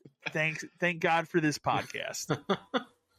Well, man, I mean, well, we know about the social media policy because we were actually talking about it earlier this week when it hit. So let's break it down for people who missed it. So there was a TikTok video within the last couple of weeks where a woman who runs a store somewhere, maybe she's manager, it went maybe she's super not. viral. It went super viral, and it's just another one of those like typical ones where it's like, what it's like to be a GameStop manager. Everything's on clearance, and then she said something else and like showed the store being empty and all this kind of stuff. But I remember watching that and thinking to myself, "Are you an idiot?" Because that was the same thing I said when I saw it, because I'm just like, would you really put this up while you're still employed there? It's one thing to go on Reddit and post under a Reddit username that like, man, my store's fucked kind of a thing. Yeah. This woman showed her face constantly. Mm-hmm. You are easily identifiable because she is filming it in her store filming it on in your her store phone while you're working, conceivably. Exactly. Like, come on, man. Like there's things you can and cannot do at any job you work at. Yeah. Yeah. This is one of the cannot do's. Like, was it overly negative? No. Was it factual? No. Yeah. I mean, yeah. Yes, very much so. But the company's not going to like that. And the thing is like social media policy has always existed at GameStop. Like it's always been around. It just wasn't as heavily enforced. Well, because nothing set it off. This set it off. So then it becomes now they're a witch hunt. Well, it's a witch hunt because it's more people they can easily get rid of. Like this guy Brady's store manager, like that's an easy target because I get what his SM did. I get it, but again, Facebook probably not the best place to put that. Yeah, where you are easily TikTok, identifiable because you're probably friends on Facebook with other managers. Other managers and other people you work with. And someone who's like a friend with your DL because idiots on Facebook become, friend their boss because they don't think when they do that kind of stuff. So of course it's going to get back to at the minimum your boss, if not more. People like to put stuff out there where it's like GameStop has a dedicated social media team and they're constantly like hunting for people doing this stuff. It's like, they're not doing that. They're not going to pay someone to do. They don't pay people to do other jobs. So they pay them to do this. But there is a social media person for GameStop that could be part of their job description. It's just before you continue, let me read the next email because it ties into that. Okay. So this comes from Graham from Redacted. Hi guys, GameStop SL2 here. Are the new changes to GameStop's social media policy the latest excuse for an SL witch hunt? Get rid of the tenured employees to promote ones that they can pay much less. What's your opinion? Love the podcast. That might be a part of it. I mean, that's part of it for sure. It's we were looking to fire this person anyway. Boom, here you go. Because those always exist. The most common one you'll ever hear is time card fraud. Well, you punched out at 9:01, but I see you left at 9:00, or you punched in early and you sat in the back for a minute. So they'll do that, and I've seen that firsthand where like they would literally print out people's timesheets and that last job you and I worked after GameStop, they like to use that too. Theft of time. Loved it. That was the only excuse they could come up with. It shouldn't take you a minute to get from the time clock to your desk. Yeah. So is it part of it? Maybe it's just we want to fire you. This helps us because they can't just fire you. Like they do have to go through HR. As someone who had to fire someone, trust me, it is a very it's a pain in the bullshit process sometimes. We had to fire someone who was incompetent, and it took forever. It took a year. Yeah, and it's because we'll say 11 months because the first month was like, should we pursue this? Yeah, well, and it's just because it turned into we should. Well, just remember, because he came from 2 other sources from before us, and they couldn't fire him either. So finally, I had to do it. Well, it was part of that. Then you have to remember you went on maternity or leave. Paternity leave, and so then it was like, well, just keep an eye, and then we had to reconvene when you came back. It's like, no, we need to pursue this, right? Yeah, so but it's very clear between us and you talking to our DL at the time, who we didn't care for, but even that guy, it's like he knew this isn't great. He knew it was bad. But the social media, like I said, it always existed in some form, and I would guarantee any place you work has these days has it in there. But like the video this woman posted, like that's gonna set off a chain that just they put out the memo again that says don't talk bad about the company, and then your boss puts something bad on Facebook and it gets to his coworker who tells their boss, and then that guy comes and goes, bam, now I can fire him. For sure. It's just like we all hate, if you work there or if you work there, like you all hate a lot of stuff they do, but unless you're trying to get fired, don't post this shit. If you want to do it, go on Reddit and post it anonymously. I know for a fact that they check Reddit. Like it's obvious that they do because something will come up on Reddit and then they'll react to it 2 days later, but like not referencing it. Right. So it's clear that it's probably part of whoever the social media guy is who has to post all the dumb Facebook shit that they do. Part of his job is probably to look at the Reddit and look at Twitter and all that kind of stuff and find that shit. Because that's what a social media manager does. But nowadays, I mean, even to get hired, people are asking for your social media handles. That's just ridiculous. Don't ever give those to anyone. That's not relevant. Yeah, and they're looking at all your stuff and your history at that point. I mean, if you really want to be smart, post anonymously to, like you said, to Reddit and places like that. If you really want to talk trash about your job, then there are ways to do it without getting yourself in. We're also private all your Lock shit. your Facebook down so only the people you want to see can see it. Yeah. If they can see the picture of you, just make sure the picture of you isn't doing something fucking stupid. Right. Yeah. So, or don't post a TikTok saying how bad the company's doing while you're working. Exactly. But that's just I remember just looking at this and going, what is this? And I had to watch it again and I'm like, this is because it was like millions of views. Like it went crazy. Yeah. But it's just I mean I would say I couldn't believe it, but I definitely believe it that someone would do that. But that's just like, come on. Well, we'll shift gears here. We got a question here from Carrie from Belle Isle, Florida. She says, hey guys, you've talked a lot about your fondness for video rental stores on previous episodes. If you could bring back one chain video store and one local, which would they be and why? For me, chain would be Family Video. There's no question. That was my favorite chain video store of all time. It just was amazing. It was the last one. And even for me, like going from like the different places I lived as a kid, like they were consistently good everywhere I lived. Because like there was part of time where I lived in Michigan, part of time I lived in Southern Illinois, and where I am now, they were all consistent. We didn't have one around here for a very long time. No, and that's the thing that's a bummer. Yeah, like that store opened in like 2015, I want to say, and was gone by 2020. So because by end of 2020, so which is a bummer. And it wasn't the problem too is like I don't think you get the true Family Video experience unless you go to one that's like the actual building they built, not in a little shopping center. Yeah. So that was the other bummer part about that one because that was not like that. So Family Video, without doubt, that would be mine for chain. For local, I thought hard about this because the local one, and you'll know what this is, Dan, that I went to a lot in our hometown was Dollar Video.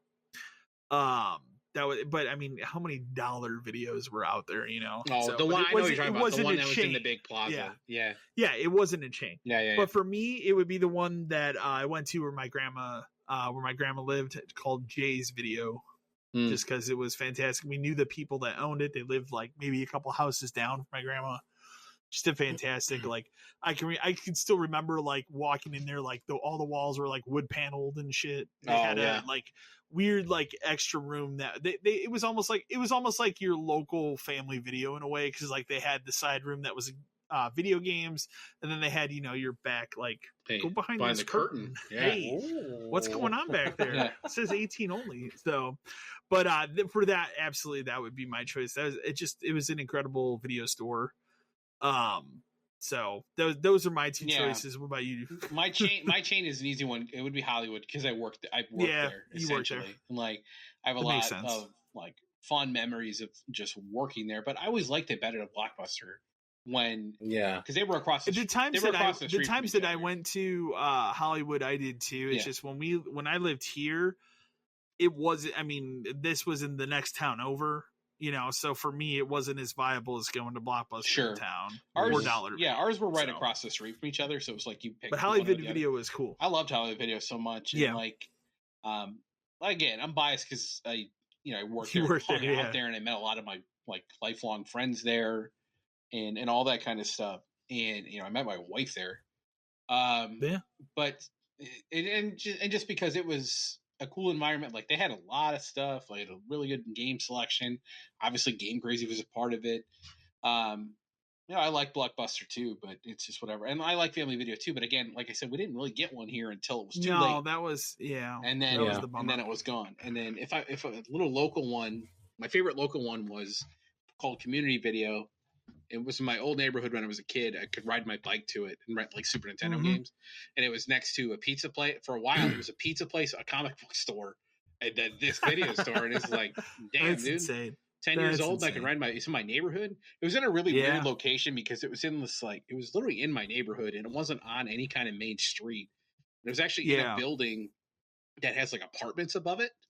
So it's a really bizarre place to have any kind of business, let alone a video store, a pizza place, and a comic book store. For sure. Understandable. The only thing that still exists over there is the pizza place. Yeah, I know what you're talking about. And it is a great pizza place. It is. I mean, last time we had it, which was like 10 years ago, was good. You have. I've had it more recently. Well, you have. It's great. Yeah, it was really fun because it was literally like one room, but it had videos, but it had Super Nintendo games. It had the curtain room behind the counter. We were there all the time, so like the guy behind the counter knew us, and we'd come in and ask him like anybody returning games, we get any new ones in, and my buddy also happened to live on the street. The corner where it was like literally you cross the street and then you're in that little parking lot where the thing was. So we would hang out at his house and just play Super Nintendo games all day. So I miss video stores, man, but I get why they don't exist anywhere. Yeah. Oh yeah. How about you, Matt? So for chains, down here, we had this place called Video Warehouse. Okay, I've heard of it. Yeah, it was really cool. It was like really affordable. I want to say anything new was like $2, something like that. Okay. And then like older stuff was like $1 something. And they always had like they were always running deals and sales where you could buy like old stock, and then when they were like replacing it and whatnot. I think that's the one that I have probably my most memories with, because I remember my dad running me there like I want to say like every other week, just to kind of see if there was any. My dad was a big movie buff too. Like he was huge into like Godzilla and like King Kong. Okay. So like those places would carry those random titles like that. Yeah. And so he was always excited to go there too, to rent like those bad movies. And I think for me, that would be the one. If I could relive that one, that'd be nice. Local stores was probably be the one that was that Army surplus and video location. Yeah. It was called a Baines, and like where you guys had the curtain, we didn't have a curtain. We had the Army. You had to go through the Army surplus store and like all the guns and the ammo. Oh, okay. To get to that. That's not a bad way to do that, though. Yeah. So like. Somebody would know. Yeah. So like I remember like at the top it was like you have to be 18 years or older to go past this point. Mm-hmm.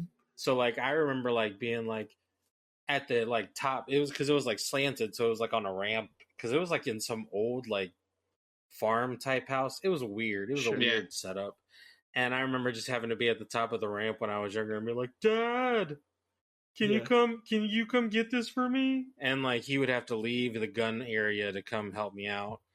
And then I remember being 16, 17 and like kind of wandering back there just to kind of look around. Yeah. Sure.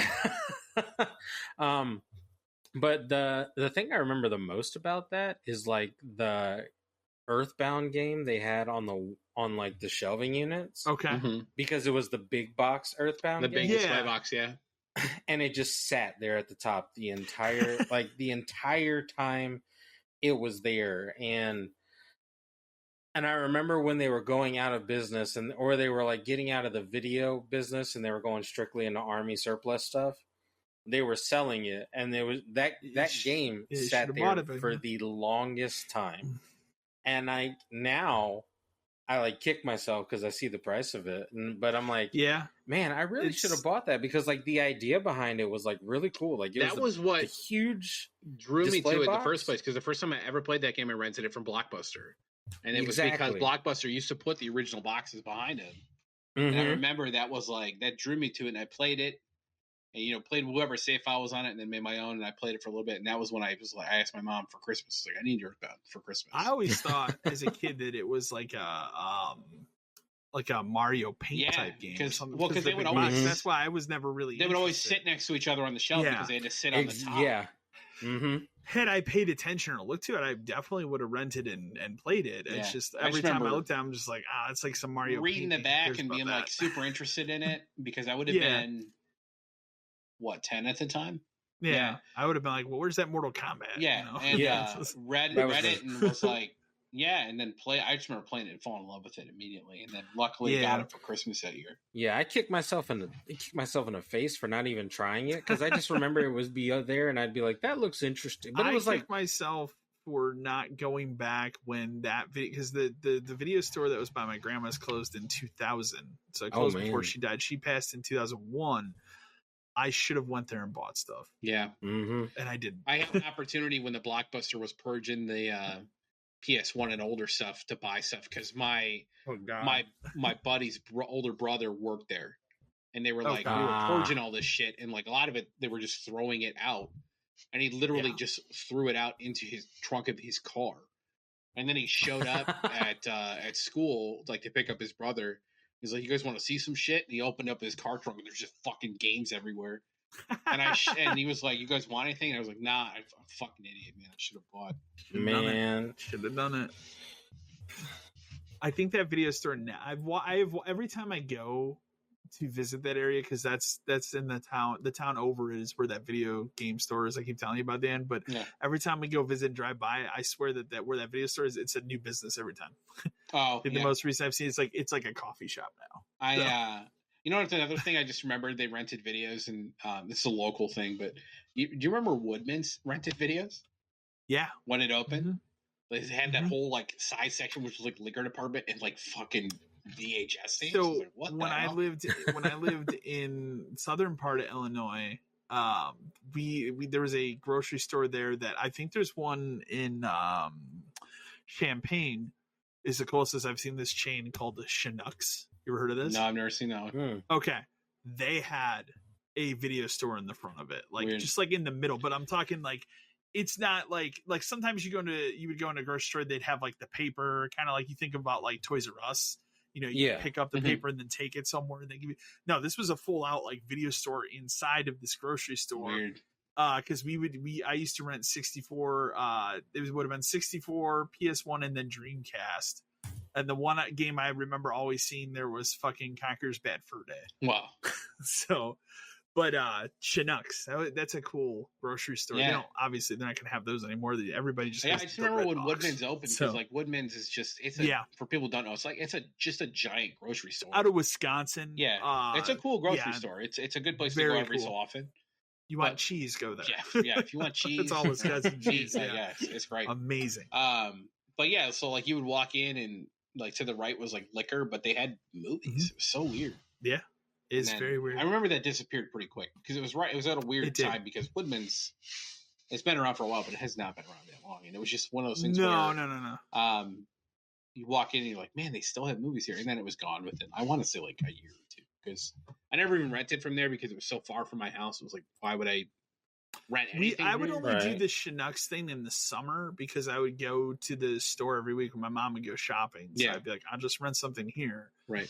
Instead of going to Family Video. So, and that's what we would do. But yeah, no, that covers that. Yeah, we could talk about video rental stores for talk about that forever. All the time.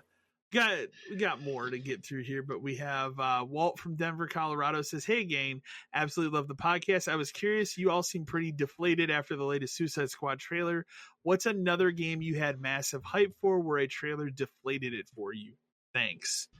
I see you already put some. I was just trying to. I was trying to think of stuff. Yeah, like, the Suicide Squad. I'll say, like, I'm not deflated on that game. It's just the more I see of it and the longer it takes, the less I care.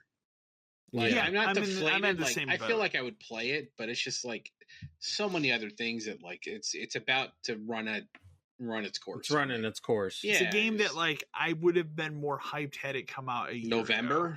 Like like we would have where there wasn't a lot of you and I would have played through the whole thing together. Yeah, like I just exactly. I put in a couple, like Avengers is a really good one.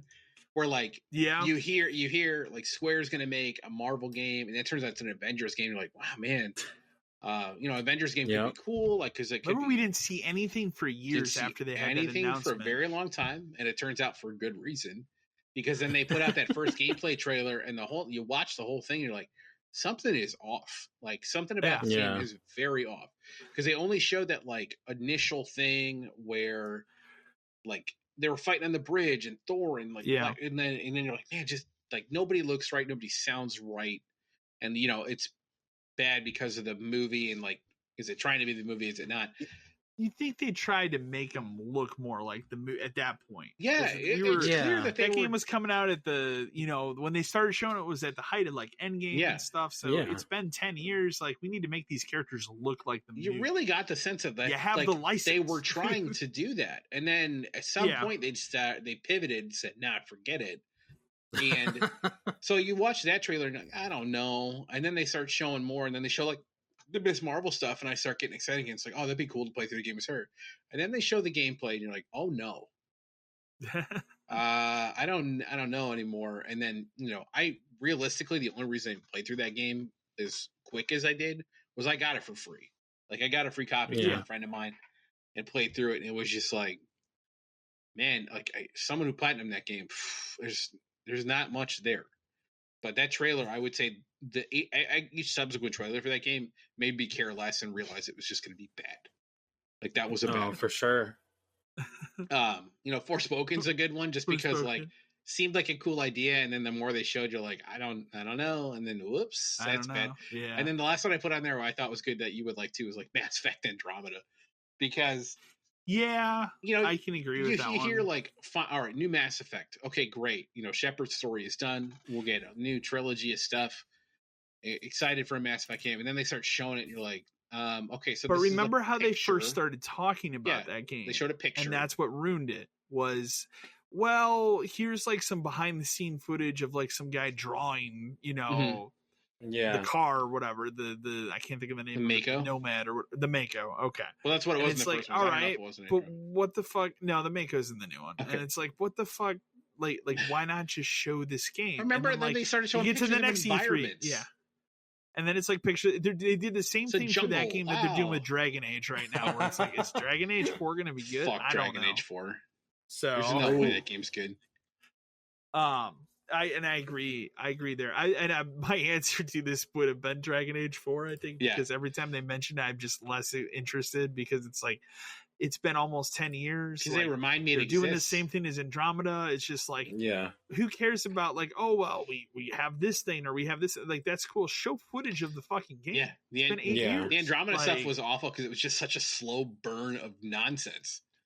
And then the game comes out, and then it's like you see the stuff. You watch the giant bomb video with the drunk lady. You're just like, what is this game? Then I played it. I played through that game. I think I played through that on PC actually when it came out. I skipped it entirely because by the time everything was done, I was like, nope, not for me. I will say after patches and stuff, like the combat is some of the best in the Mass Effect series, sadly, but the story is just fucking terrible. Yeah. None of those characters. I cannot. This is the worst detriment to it. I can't name a single character in that game. Whereas, think about that. The original trilogy, all of those characters are incredible.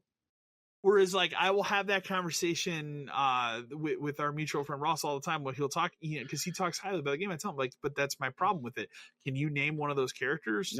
No. I'm like, because they're not memorable, right? But everybody, no character in that game is memorable. But everybody, from the first one, talk to you about Thane, Rex, and talk to Garrus, you about Liara, Rex, Garrus, Liara, even Miranda. Like, those games are really good, and like, you hear insane. We're making a new one, and that it's just a shit show.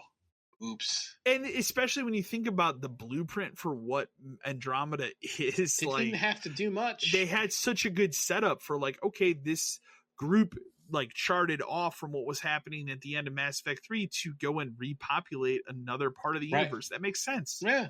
Makes perfect sense. Space travel is in video games. But no, it's just not good. So like I said, my answer, that the one I could think of that was most recent, like I said, was Dragon Age, just because, like, what is that game at this point? Like, is it ever going to come out? Maybe Skull and Bones on that list too, because it's like Skull and Bones, just because what the they fuck? keep showing the trailer, and you're like, I feel like you just keep showing me the same stuff.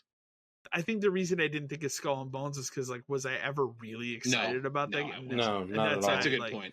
Like, I wouldn't put Beyond Good and Evil on here because I don't care about that either. Don't care. So, but just holy shit, man. So, we'll move on here. Next one I have is from Tamara from Grand Haven, Michigan. It says, "Hey guys, this question is more for Kyle, but I'm curious.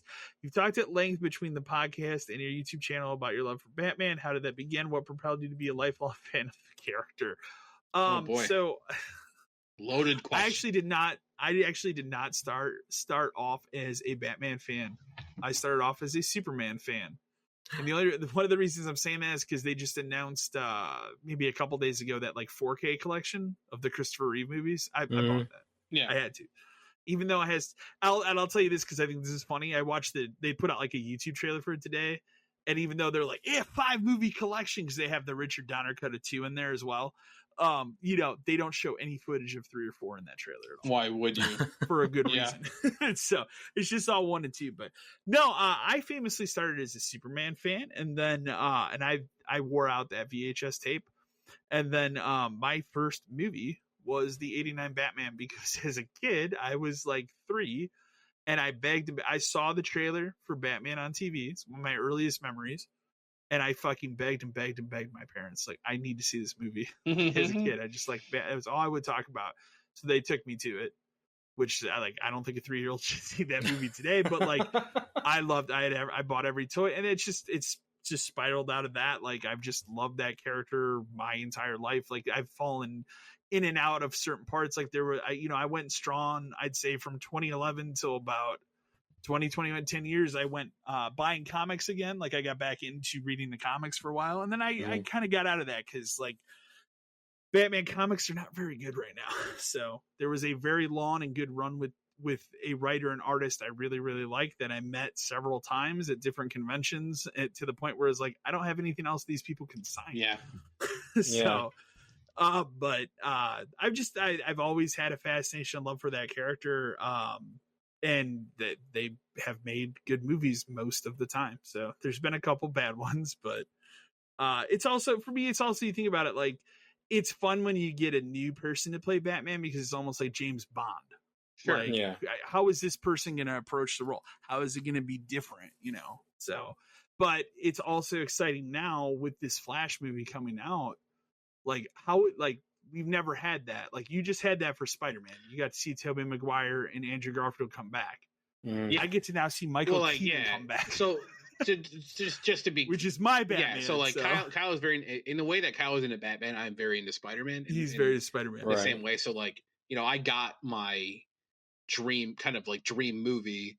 Yeah, where I get that for the Flash. Yeah, now you get it to see him again. And, like, I hate that there's a person tied to that movie where it's like, man, I really shouldn't be excited about this movie because of that. But, like, I'm not. And here's the thing: 99% of people that are going to see that Flash movie are not going to see it because it's a Flash movie. They're going to see it because they want to see Michael Keaton Batman. I would have had all. Some people are going to see because they want to see. Yeah.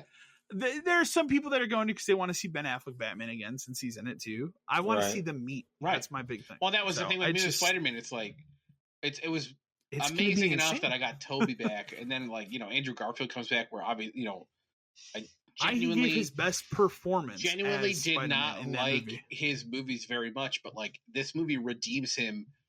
I would very much. I told Kyle when I was done watching it, I said I would go watch Amazing Spider-Man 3 tomorrow, just because if they made it. Just because he was so good. He was so good in it, and I finally saw him as Spider-Man, in a different light than the other two guys. Like they're all different in their own ways. They're all perfect in their own ways now to me because his movie. Now I told Kyle, I was like, now I get it. His movies were bad, not him. It was his movie. Yeah. Oh yeah, because all of a sudden you put him in a Marvel movie and he's incredible. So, what do you think the problem was? So exactly. Yeah, but the Batman thing, it's just been a big part of who I am for many years. I've been hitting Walmart every week, waiting for these Flash. I remember, what's funny is I remember the first time we met, Kyle. You were either reserving or picking up Lego Batman 2. Yes, that was the first time we met. That was because you took over. You didn't work there, and I didn't work at the store yet. Yeah. No. I was still working at the dollar store. But you came in, and you're like, "Oh yeah," I think you even told me because Ross worked there, and you were like, "Oh, my buddy Ross," and I'm like, and that's how we met. I remember Lego Batman 2. Yeah, Lego Batman 2. Yep. Then I went home and thousand that game in a couple days. So, a huge Batman fan. But no, I've just been a fan of that character. I have answered before. 89 Batman's my favorite Batman movie. So, extremely excited for that Flash. I'll be there day one. So. Mm-hmm. Whatever that earliest showtime I can get in to see that, I will be there for that. Hopefully they don't move it up 2 days, beforehand because I took off for that day. So, like they did for Mario. I got my Mario tickets today. Those are out. No, I know. I saw you did. I'm just gonna gamble on it because I really it's gonna be busy, but I don't think it's gonna be that. I just did it. I did it because I had to find a time where because I'm bringing my kids, so I needed to buy the 4 and put it in the right spot and. It makes sense for you. Yeah, it makes sense for you. So it was good. But I just wanted to get it out of the way. And then, I told my kids and my son is like... You're going that weekend? We're going Friday because since that's Easter weekend, kids don't have school. Oh, yeah. Okay. So I was like, that's the perfect... Nice. I'm off of work. My wife and I are both on vacation. So it's like, we're going to go that Friday. So we're not going first day, 2 days later. And... Have you seen the most recent trailer? Yes. Okay. It's a voice I've never heard before, Kyle. I watched that trailer, and then as they're showing the Mario Kart stuff, I asked her when we were watching, my girlfriend, I'm like, it really seems like they are kind of turning this Mario Kart stuff into Mad Max Fury Road. It is. That's exactly and that's fantastic. It looks great. So it just continues to look like a fantastic movie. Every trailer has made me love it more. I like the little star in the beginning that was just you're gonna die here or whatever. It's super dark but funny. Even my kids laughed at that because they're like, "What is he doing?" And it's ridiculous. But every trailer makes me love that movie even more. But again, I hate saying it because I just sounds like I'm shitting on him. But Chris Pratt sounds like himself. He does even more than before. This trailer even more than I've heard. He is not trying at all. Yeah. Even the more I've heard Luigi now, I'm like, I could still hear Charlie Day in it, but it's not he's also seems like he's trying to. Yes, do Luigi. His fits. Obviously, Toad is trying. Even Peach, that's fine. That's probably what Peach would sound like. Whereas, I saw someone defending the Chris Pratt thing, well, he says Wahoo. I'm like, yeah, but that Wahoo kind of doesn't sound like him. Sound like him. It sounds like they had somebody else do it. Almost maybe they had him. Maybe that's the secret character he plays is when he does the Wahoo noise for Mario one time. Maybe that's the twist of that movie. He's real Mario. He's actual Mario. This is that's the real twist. It's just I don't know. I bet he shows up as an alternate Mario or something. But maybe. It just continues to look fantastic. It looks incredible, but more so than ever, he just sounds. I wasn't gonna watch it. Sure. I was like, I don't need to see another trailer for this movie. And then for whatever reason today, I was like, fuck it, I'll just watch this trailer. And then I was pleasantly. It's good. It's fun. I just walk away every trailer and go, I just can't wait. Yeah. So it just continues to look incredible. Next question is for you, Dan. Comes from Bob from Nashville, Tennessee. He says, "Hey y'all, this question is for Dan. You seem so incredibly knowledgeable for a former GameStop employee. Did they ever offer you a higher up position?" I never got just like to go straight into it, I never got offered anything like DL or I would bet if I was still there, I probably would have been offered an SL2, and I probably would have taken it, just to be honest.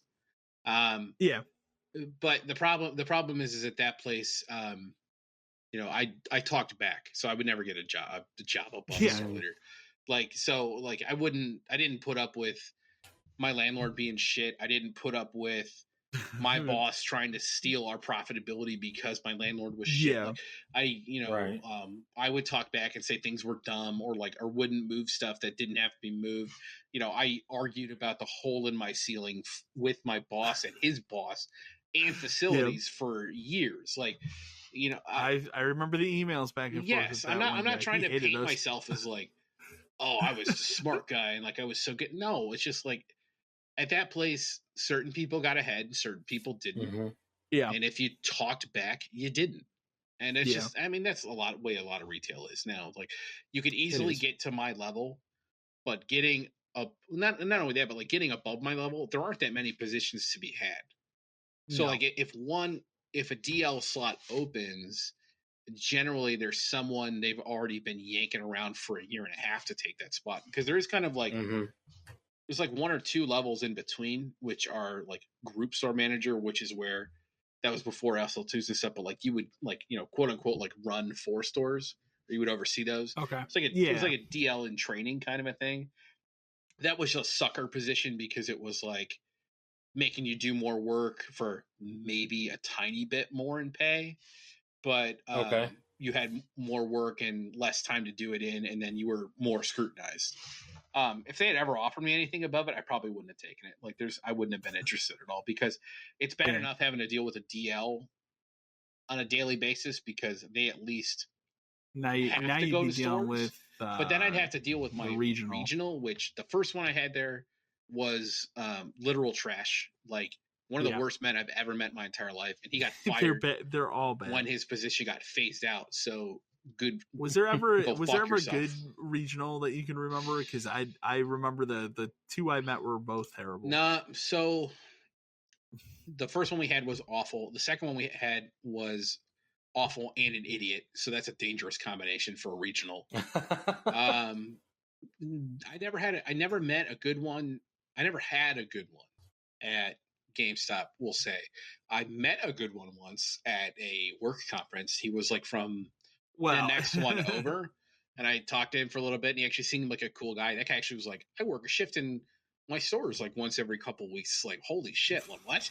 That's insane. He's like, yeah, I just work a GA shift in my stores every so often. It's like, do they know you do that? Would because never have happened with our DL. No, God. Remember the argument every time I could log into any register I want just to, and then he'd fumble. Not even a district leader. We always made the argument where a district leader should have to work in a store once a month. Just once a month. Just so that you have to work. If I'm working a day where I'm working 9 to 6, you have to work 9 to 6 too. And you have to do everything I do. You have to do eye of what you do every day. You're doing tasks in the store. You're not telling me what to do. Like, you're working for me. Like, you are seeing how this store works on a daily basis. Like, that should have been a requirement, but nope, can't do that, because then they would actually see how shit works and couldn't lie about it all the time. Exactly. I never got anything offered anything higher. I held my video game retail career was I was a key holder at Game Crazy for a month before I was an assistant, and then I was a store leader in like 2 years, and then not even. And then I went back to college, so I took a step back down, and then just worked that out till I left there and went to GameStop right to start over as an SGA. And then I was an assistant in I want to say 2 years again, and then I was a manager within a year. So it's just like, I had no problem getting to the level that they would allow me to get to. They were never going to offer me anything higher because, I wouldn't have wanted it. Putting up with an art regional on a daily basis, I'd rather eat a bullet. That's like the babysitting call. And it sucks too, because today? And it sucks because obviously I was good at my job. I knew everything about that store at all times. I could tell you the inventory of that store at all times. We never had problems with theft. Like, we were profitable, even though there's no God reason why we should have been. Like, there was no reason. And, I'm someone who excelled at what I did, but I'm glad I don't work there anymore. That's the other option. That's the other side. Yeah. Not in today's GameStop. Man, I don't know what the hell. I couldn't imagine that today. Just GSO is down. They probably do that once a month. So you can communicate the message.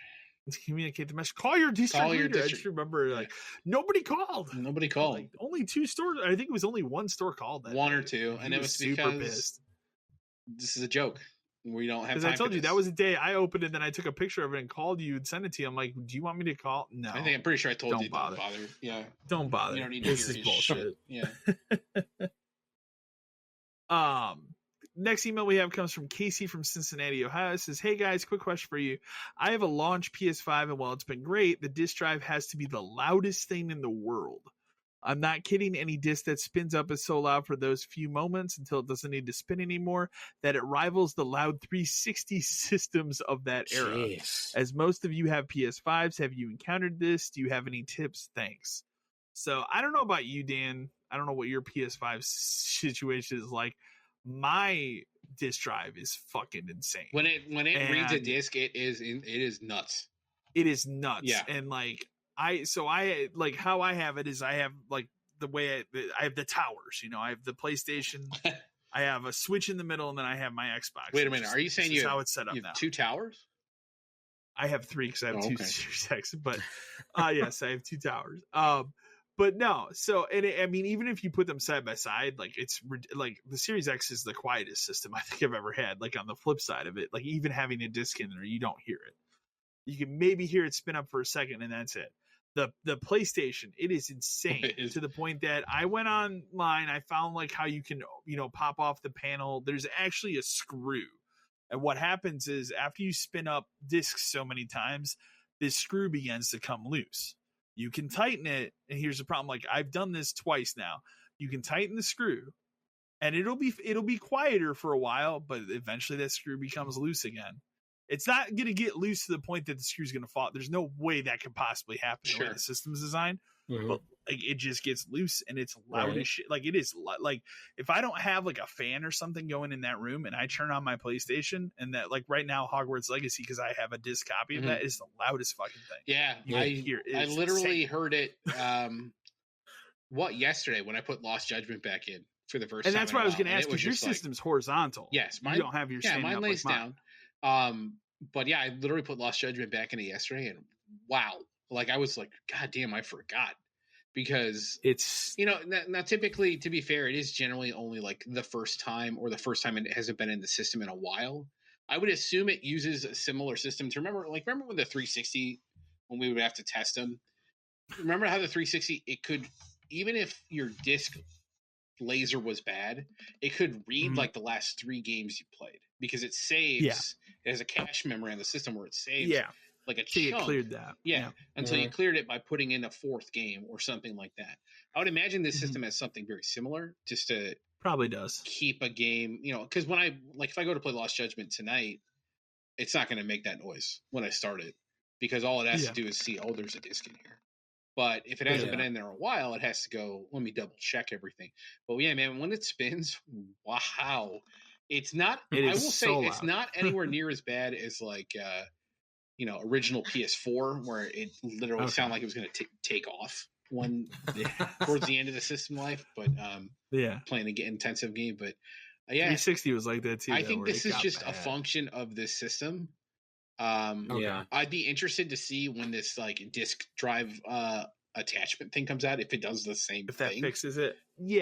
Because that's going to be its own little self-contained box, and is that thing going to have to spin up constantly? Is that going to have to spin up every time because it's connected by USB, so it's not like saved in the system or something? I don't know. But I don't know. It's going to be interesting. It just sounds, mine's a launch PS5. I think yours is too, right? Mine is too. Yeah. So maybe it's just a function of, we're at 2.5 years almost on these things. I'll say this, and I'll preface this by knocking on my thing, but I've had both these systems. This is the first time I think any launch where I've had both systems and nothing has happened to them this long into the life cycle. Because like even remember the Xbox One was notorious for like those were bad. You'd have it for like 6 to 12 months, and it's like this thing became slow as shit. Like even if you cleared the cache, that system would just slow. Like I'm talking the VCR version until they redesigned it. I remember when people would have problems with it. Like remember because we get that weird like black screen thing, and it would just like sit on a black screen no matter what you did, and they would be like they'd bitch at us because they bought it used or whatever, and they would and the best part is they'd bring it in, they drag it in, we're like, oh, let's test it out, and hook it up, works fine. What do you mean it doesn't work at home? Said, do you know what the difference is now? What, you unplugged it? You brought it here, and it took 20 minutes for you to bring it here, and the system is entirely wiped now, and now it's starting over. Like this is like there's nothing, quote unquote wrong with it. This is just what these systems do. Unfortunately, how it was. And every system had fucking problems. Like they all have problems. Like I never had a problem with the PS4. Like I still have my PS4 Pro. I bought at its launch, and it's been fine. Yeah, I mean I don't have that swapped anymore. out hard drives, but that's I'll say I never had a problem with the Switch, and that fucker's turning 360. What, 7? My launch 360 died within the first month.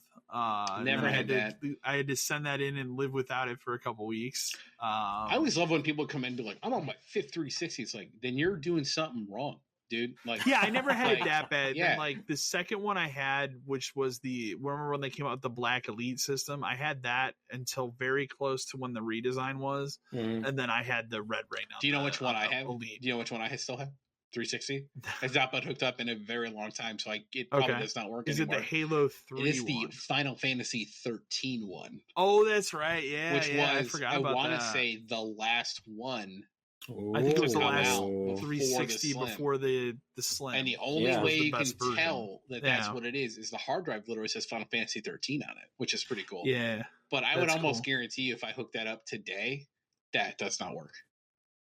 Because it's been sitting in a box for a very long time. The 360 that I have now that I hooked up a couple months ago to mess around with those Dynasty Warrior Gundam games is like that last version. They made the E model. Yeah, I really should have bought. Which is it's fine. I should have bought a Slim when they were like getting rid of them, just to have it. Or that's why I bought the E model because I was like, remember when if I ever need to hook up, we used to get the Microsoft refurbished ones. I should have bought one of those. Is what I should have done. Well, I had gotten that one because I have still in the box up on my shelf behind me the Halo 4 edition 360, and that's just box complete now. Yeah, I put my Final Fantasy 13 one is all put away together, but it's like if I ever wanted to play a 360 game that for some reason is now backwards compatible, and there are a couple, but there are a couple.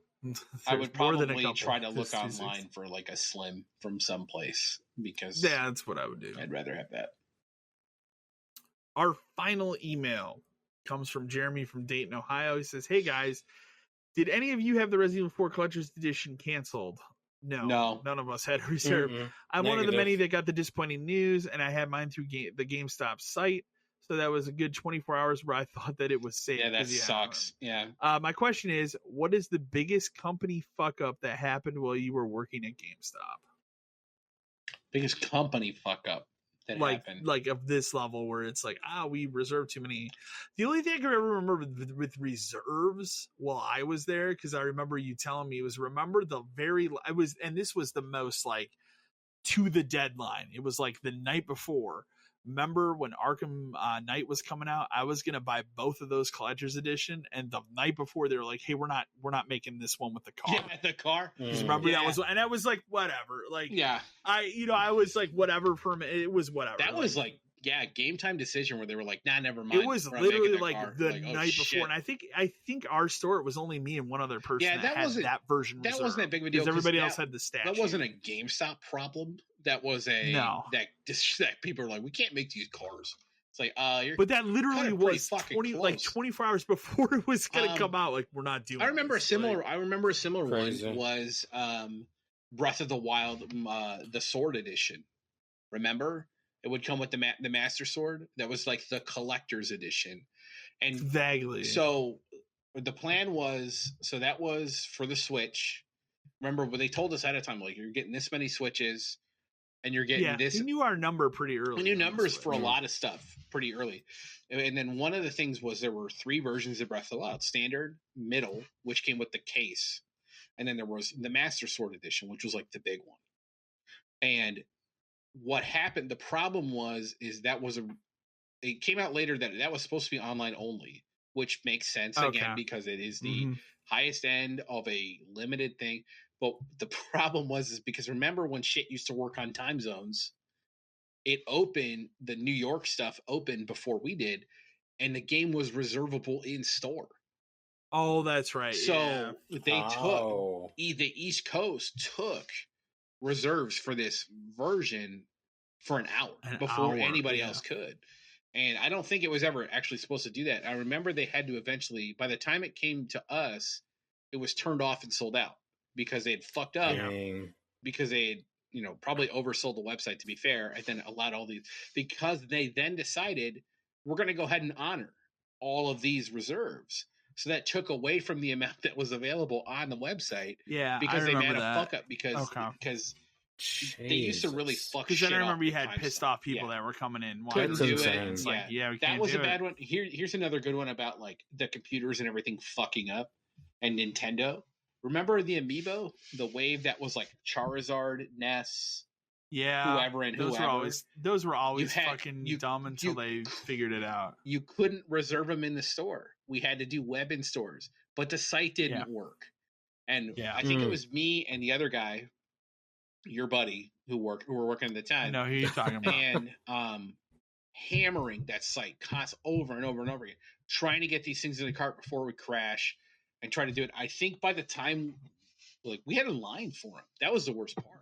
It's like we literally had a line going like around and like back to the front door, and we had to keep telling people like, we understand why everybody's here. The site is like down for the. Like, the best way I can put it is it's down.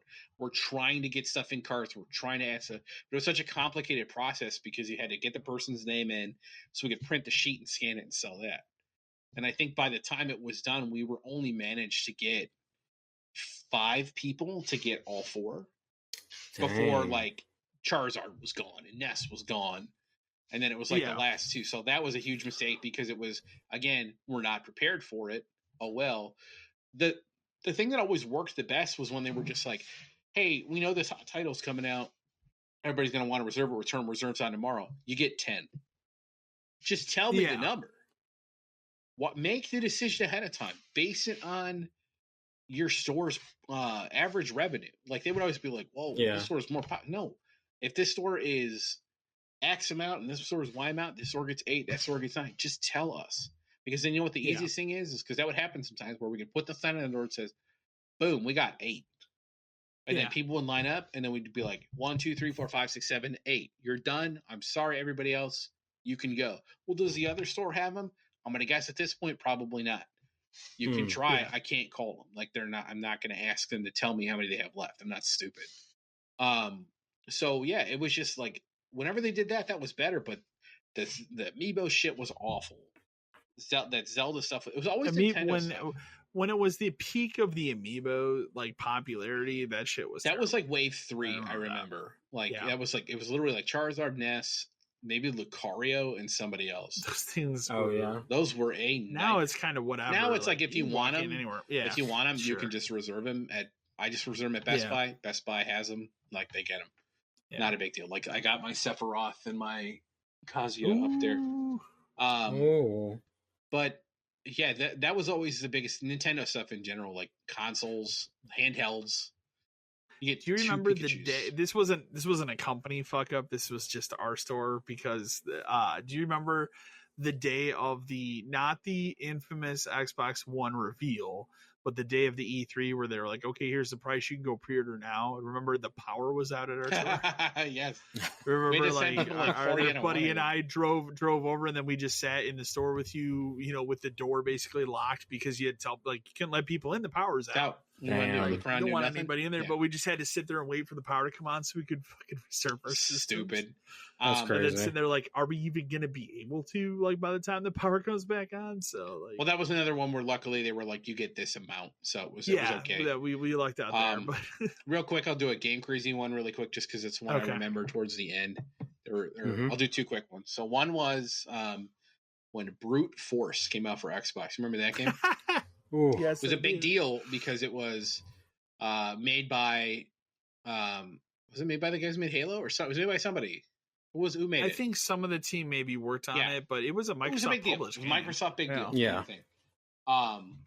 They sent it was a big deal, but nobody reserved it because nobody knew what it was, and reserves weren't a huge thing at that time. But I remember we got probably 8 to 10 and sold like 4 or 5. I bought one because I was an idiot. That game sucks. I don't think it's that bad, but it's not. It wasn't what they hyped it. So we sold maybe half it, and then I remember the next week getting a box that was all Xbox games. But I remember specifically they were all upside down, so you couldn't see the spines. And we didn't have things that told us what were coming in the box beforehand. Okay. Start flipping them over. I remember distinctly it was 61 copies of Brute Force. Oh my and like 2 copies of something else. Insane. And we just looked in the box and we're like, what the fuck am I going to do with 61 copies of Brute Force? And I just remember setting them all up on the shelf behind it. It was just like 2 shelves of Brute Force. So fucking dumb. So that was a bad one. That's a good towards the end, when Game Crazy was like, are we going under? I think we're going under kind of a thing. And the purchasing department lost their mind. Was Fight Night Round 3, we've talked about before. Great game. Fantastic game. Fight Night Round 4, not that great. Not because they changed the controls and all this kind of shit that fucked up. Yeah. Well, Game Crazy thought it was going to be the greatest game of all time. Every store got probably 50 to 80 copies of Fight Night Round 4. And there was just no way. There was no way it was going to sell forever. It got so bad, and we were sitting on so many copies of this. We didn't have a stock balance program, really. It got so bad. We were sitting on so many copies of this game. They instituted an incentive program. Every copy of Fight Night Round 4 you sell under your name, you get $3. On your paycheck. It didn't help. It didn't. Of course, it didn't matter because we could not sell the game. You couldn't sell it. Yeah. We always, and then they did kind of the same thing with the Ghostbusters game.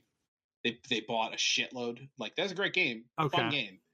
But we just talking about the 09 one, right? Yeah, the original, the good one. It's a good one. Yeah, the good one. Yeah. But a great game, but we just could not sell the amount of copies we did. It got into the incentive program, and then shortly after that, like, that company was gone. We always used to be like, "Well, Fight Night Round 4 fucking killed Game Crazy." That's like that's a little trade secret for you there that a lot of people don't know. That game, game pretty much led to that company. Well, Fight Night Round 3 also, I think the other reason why that game was incredibly popular when it came out is it came out at a time where there wasn't a lot for the 360. We also didn't get a lot of copies of it, and we would sell it all the time.